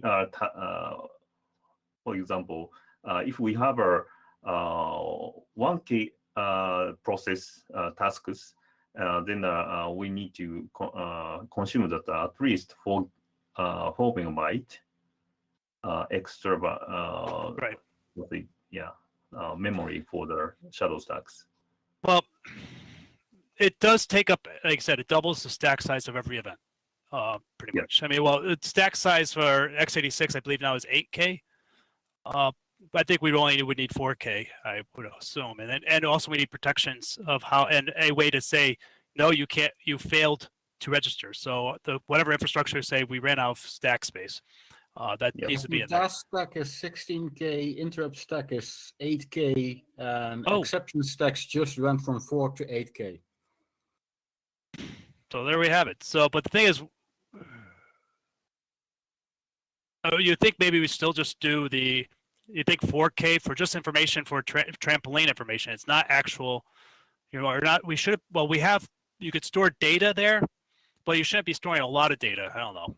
And if you do, you have limited amounts. I think 4K shadow stack per task, and it gets allocated. And if you don't allocate it, like I said, there's the way function graph tracer is, if a task fails to get the stack, it just doesn't get traced. I don't know. I think we might have information to say it failed. I don't know. I should probably check that. But still, but I think that's good. I think we could go on to that, look into it offline. But I think this is a good idea to start look at. I'll write some code and you can review it. My problem is how does BPF do this? And I don't know if we can do anything with BPF. So here's the proposal I guess I had for the idea. I guess is to consolidate to 2. The one is, oh yeah, let me go back slide here. When we what's this called? We restore the new IP address. So one thing that's just talking about adding extra data to the stack. That's one thing I think we already discussed. And you'd be able to get access to the extra data. So you can pass data from the entry of the function to the end of the function, but I think that's what you do. Let's see. So like I said, one thing is it customizes the arguments per function. As I said, it has an optimization. BPF direct templates store only just the arguments. So if there's 3 arguments, it stores 3 arguments. So if you have something that does multiple arguments, it's more difficult to do a generic version for this. Now, if there's anything on the stack, here's the issue that with the BPF trampolines, it must too be copied. So you really can't have a generic doing it this way. What I mean by is if you have functions with more than 6 arguments on x86, from here we save args. When this guy got called to this guy, so this SKB flow dissect has 9 arguments, and that means arguments 7, 8, and 9. Yeah, I see someone complaining about the background. I used the Linux Plumbers template background, and unfortunately, on my slide in PDFs, this looked fine, but now these look like lines attaching and everything. So yes, I'm sorry about that. I didn't notice that until I pulled this up. But anyway, back to the story here. SKB flow dissect has 9 arguments, so you have the first 6 arguments passed in registers, and argument 7, 8, 9 is on the stack. Now we save args. We'd actually have to do this properly. We actually had to copy the arguments on here, back here, because we from here. Okay, so when this guy called the direct trampoline, its return address here is on the stack, and we can't when we call. Oh, I forgot. Cut and paste error. This was supposed to be the SKB flow dissect. So when SKB flow dissect gets called back here, to access the arguments, you can't have the B on there. So you have to have a way, you have to copy all the information to the stack as well. So that's an issue with the BPF side of things. And it's pop args, I just think I'm just following through. But that's all I have for that much. And so you're starting yourself now? I've been timing myself. So why did the BPF guys do something radically different than the rest of us? Is this faster for them? Is this just what they came up with? This is faster. This is they optimized everything. And when it's funny because when Alexei did this, I don't believe he envisioned doing this generically. It was basically specific per event, and or per function. So they had certain functions they want to attach to. So each function got its own trampoline with unique information on it. So it wasn't until later that people started saying, "Hey, let's do this for all functions using BPF." And this is where things failed. And actually, I found a bug in the kernel where something wasn't mapped, where it could have called the function, didn't save enough registers. Yeah, so this is very tricky, and it relies on BPF knowing the actual stack or the argument layout and everything. It uses BTF for that. Yeah. So the thing is, if BPF needs to know the layout anyway, why does it need to do the copy? Because the only reason it's doing the copy is to match the regular calling convention, such that it can pass those arguments. And BPF, if it knows it needs to skip the address, it could get at the stacked args. It's not that. Right? It's the okay. I have this is a cut and paste. Pretend this says SKB stack flow. It calls the function it's tracing from the trampoline. The function it's tracing has to know where it is, where these arguments are on the stack. I understand. Sorry. That's the problem. It's not from the callback it calls. The callback knows where it is. It's this guy. It's this calling. Because what ftrace and krepprobes does, it just hijacks the return address and it just calls it as if it calls it as if it was called directly. So the function or the schedule or the SKB flow dissect function doesn't know that it's called from a trampoline. If it checks its parent pointer, it'll say, it'll see the return address or the return trampoline, but it won't. Sure. So they could actually solve this by generating 2 trampolines, one for the call and one for the return. And then the call trampoline could just alter the return address, call the regular function, jump to the regular function as normal. In other words, it could implement it the same way where you implement it. Yeah. But no, BPF likes to implement things themselves. I appreciate that, but I'm saying that. So I think one I of the might be reasons misunderstanding this, but BPF trampoline doesn't save arguments to pass it to the to the kernel function, right? Like to save it for kernel function. It saves arguments to pass it to BPF program that will be called at the end of the kernel function call. Well, so by that time, like the input arguments might be modified. So we save this them. This is about there's 2 trampolines BPF uses. One is for tracing the function, And yes, that's true. It does everything it does, calls the BPF thing, and then pops everything off and goes back to the function. Yes, that's not an issue. Okay. There's another BPF trampoline that records the end of the function. That's what this does. What does it mean records the end of the function? It calls this return callback at the end. It calls the function itself, and then it traces the return of that function. Exactly, and that's what I'm talking about. It's actually the same trampoline. So yes. BPF trampoline can have like BPF programs that are called before the function that's being traced and after simultaneously. Okay, then how? I'm talking about. Okay, this callback to the function. What does it do? You have this address. You have this guy's going to return back to D. That's on there. Do you modify the return when you return callback here? Do you not? Do you modify the return stack, or do you? Sorry, I'm not following like all the diagrams. So like when you say callback, is it like in BPF case, that's BPF program, like the custom BPF program that will be called, or you mean like the kernel function? Okay, so let me break this up real quick. In fact, time's up, but we have 5 minutes extra anyway. Right. So here you call the direct caller. This is not a BPF program. This is the trampoline that will call the BPF program. This is the unique thing that's created on the fly. So this is the direct caller that BPF creates. And this callback here is the program.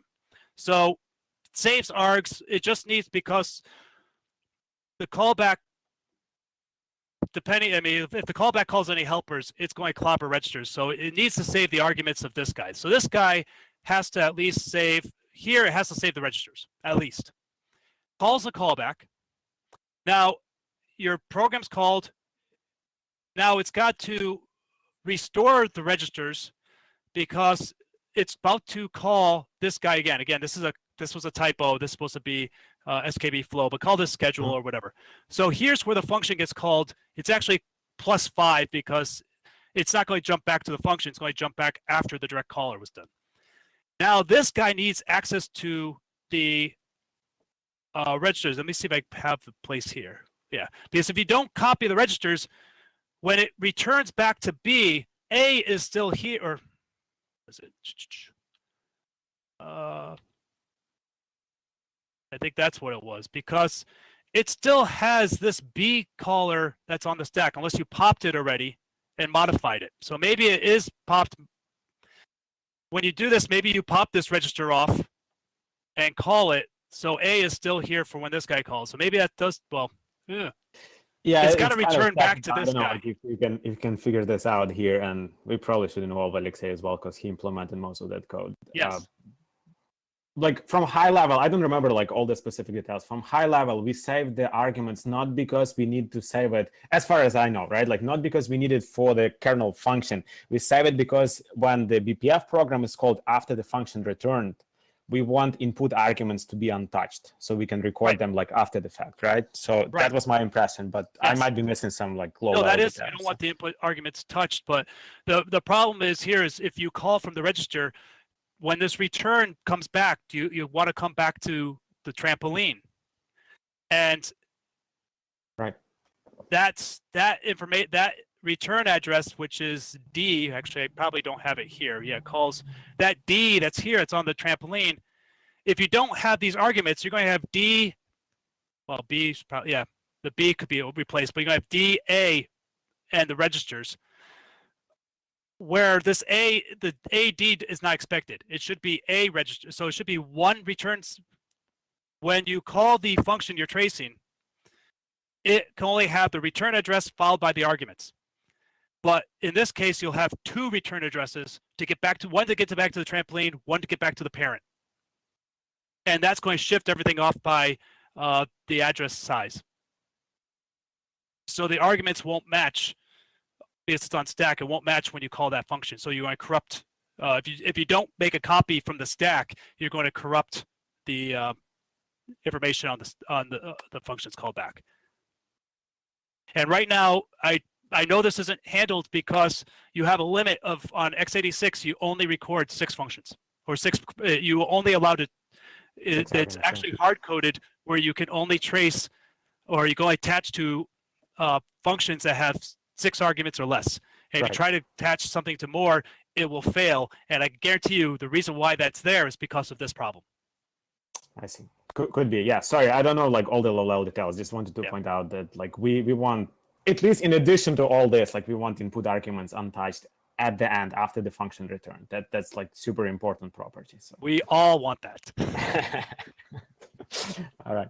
So anyway, time is up. Thank you very much. I'll have to go back and watch some of the stuff, but thank you also for those who are taking notes for my talks. I just kind of take notes while I talked. And I think that wraps things up. There's a lot of good information. Thank you, everyone. Make sure you fill out your surveys at the end. If you know, first 200 will get a T-shirt from VMware. And with that, any final questions? I haven't been checking the chat, so I'll continue on the chat if people want to. And I will go start saving the information on the files. So with that, thank you.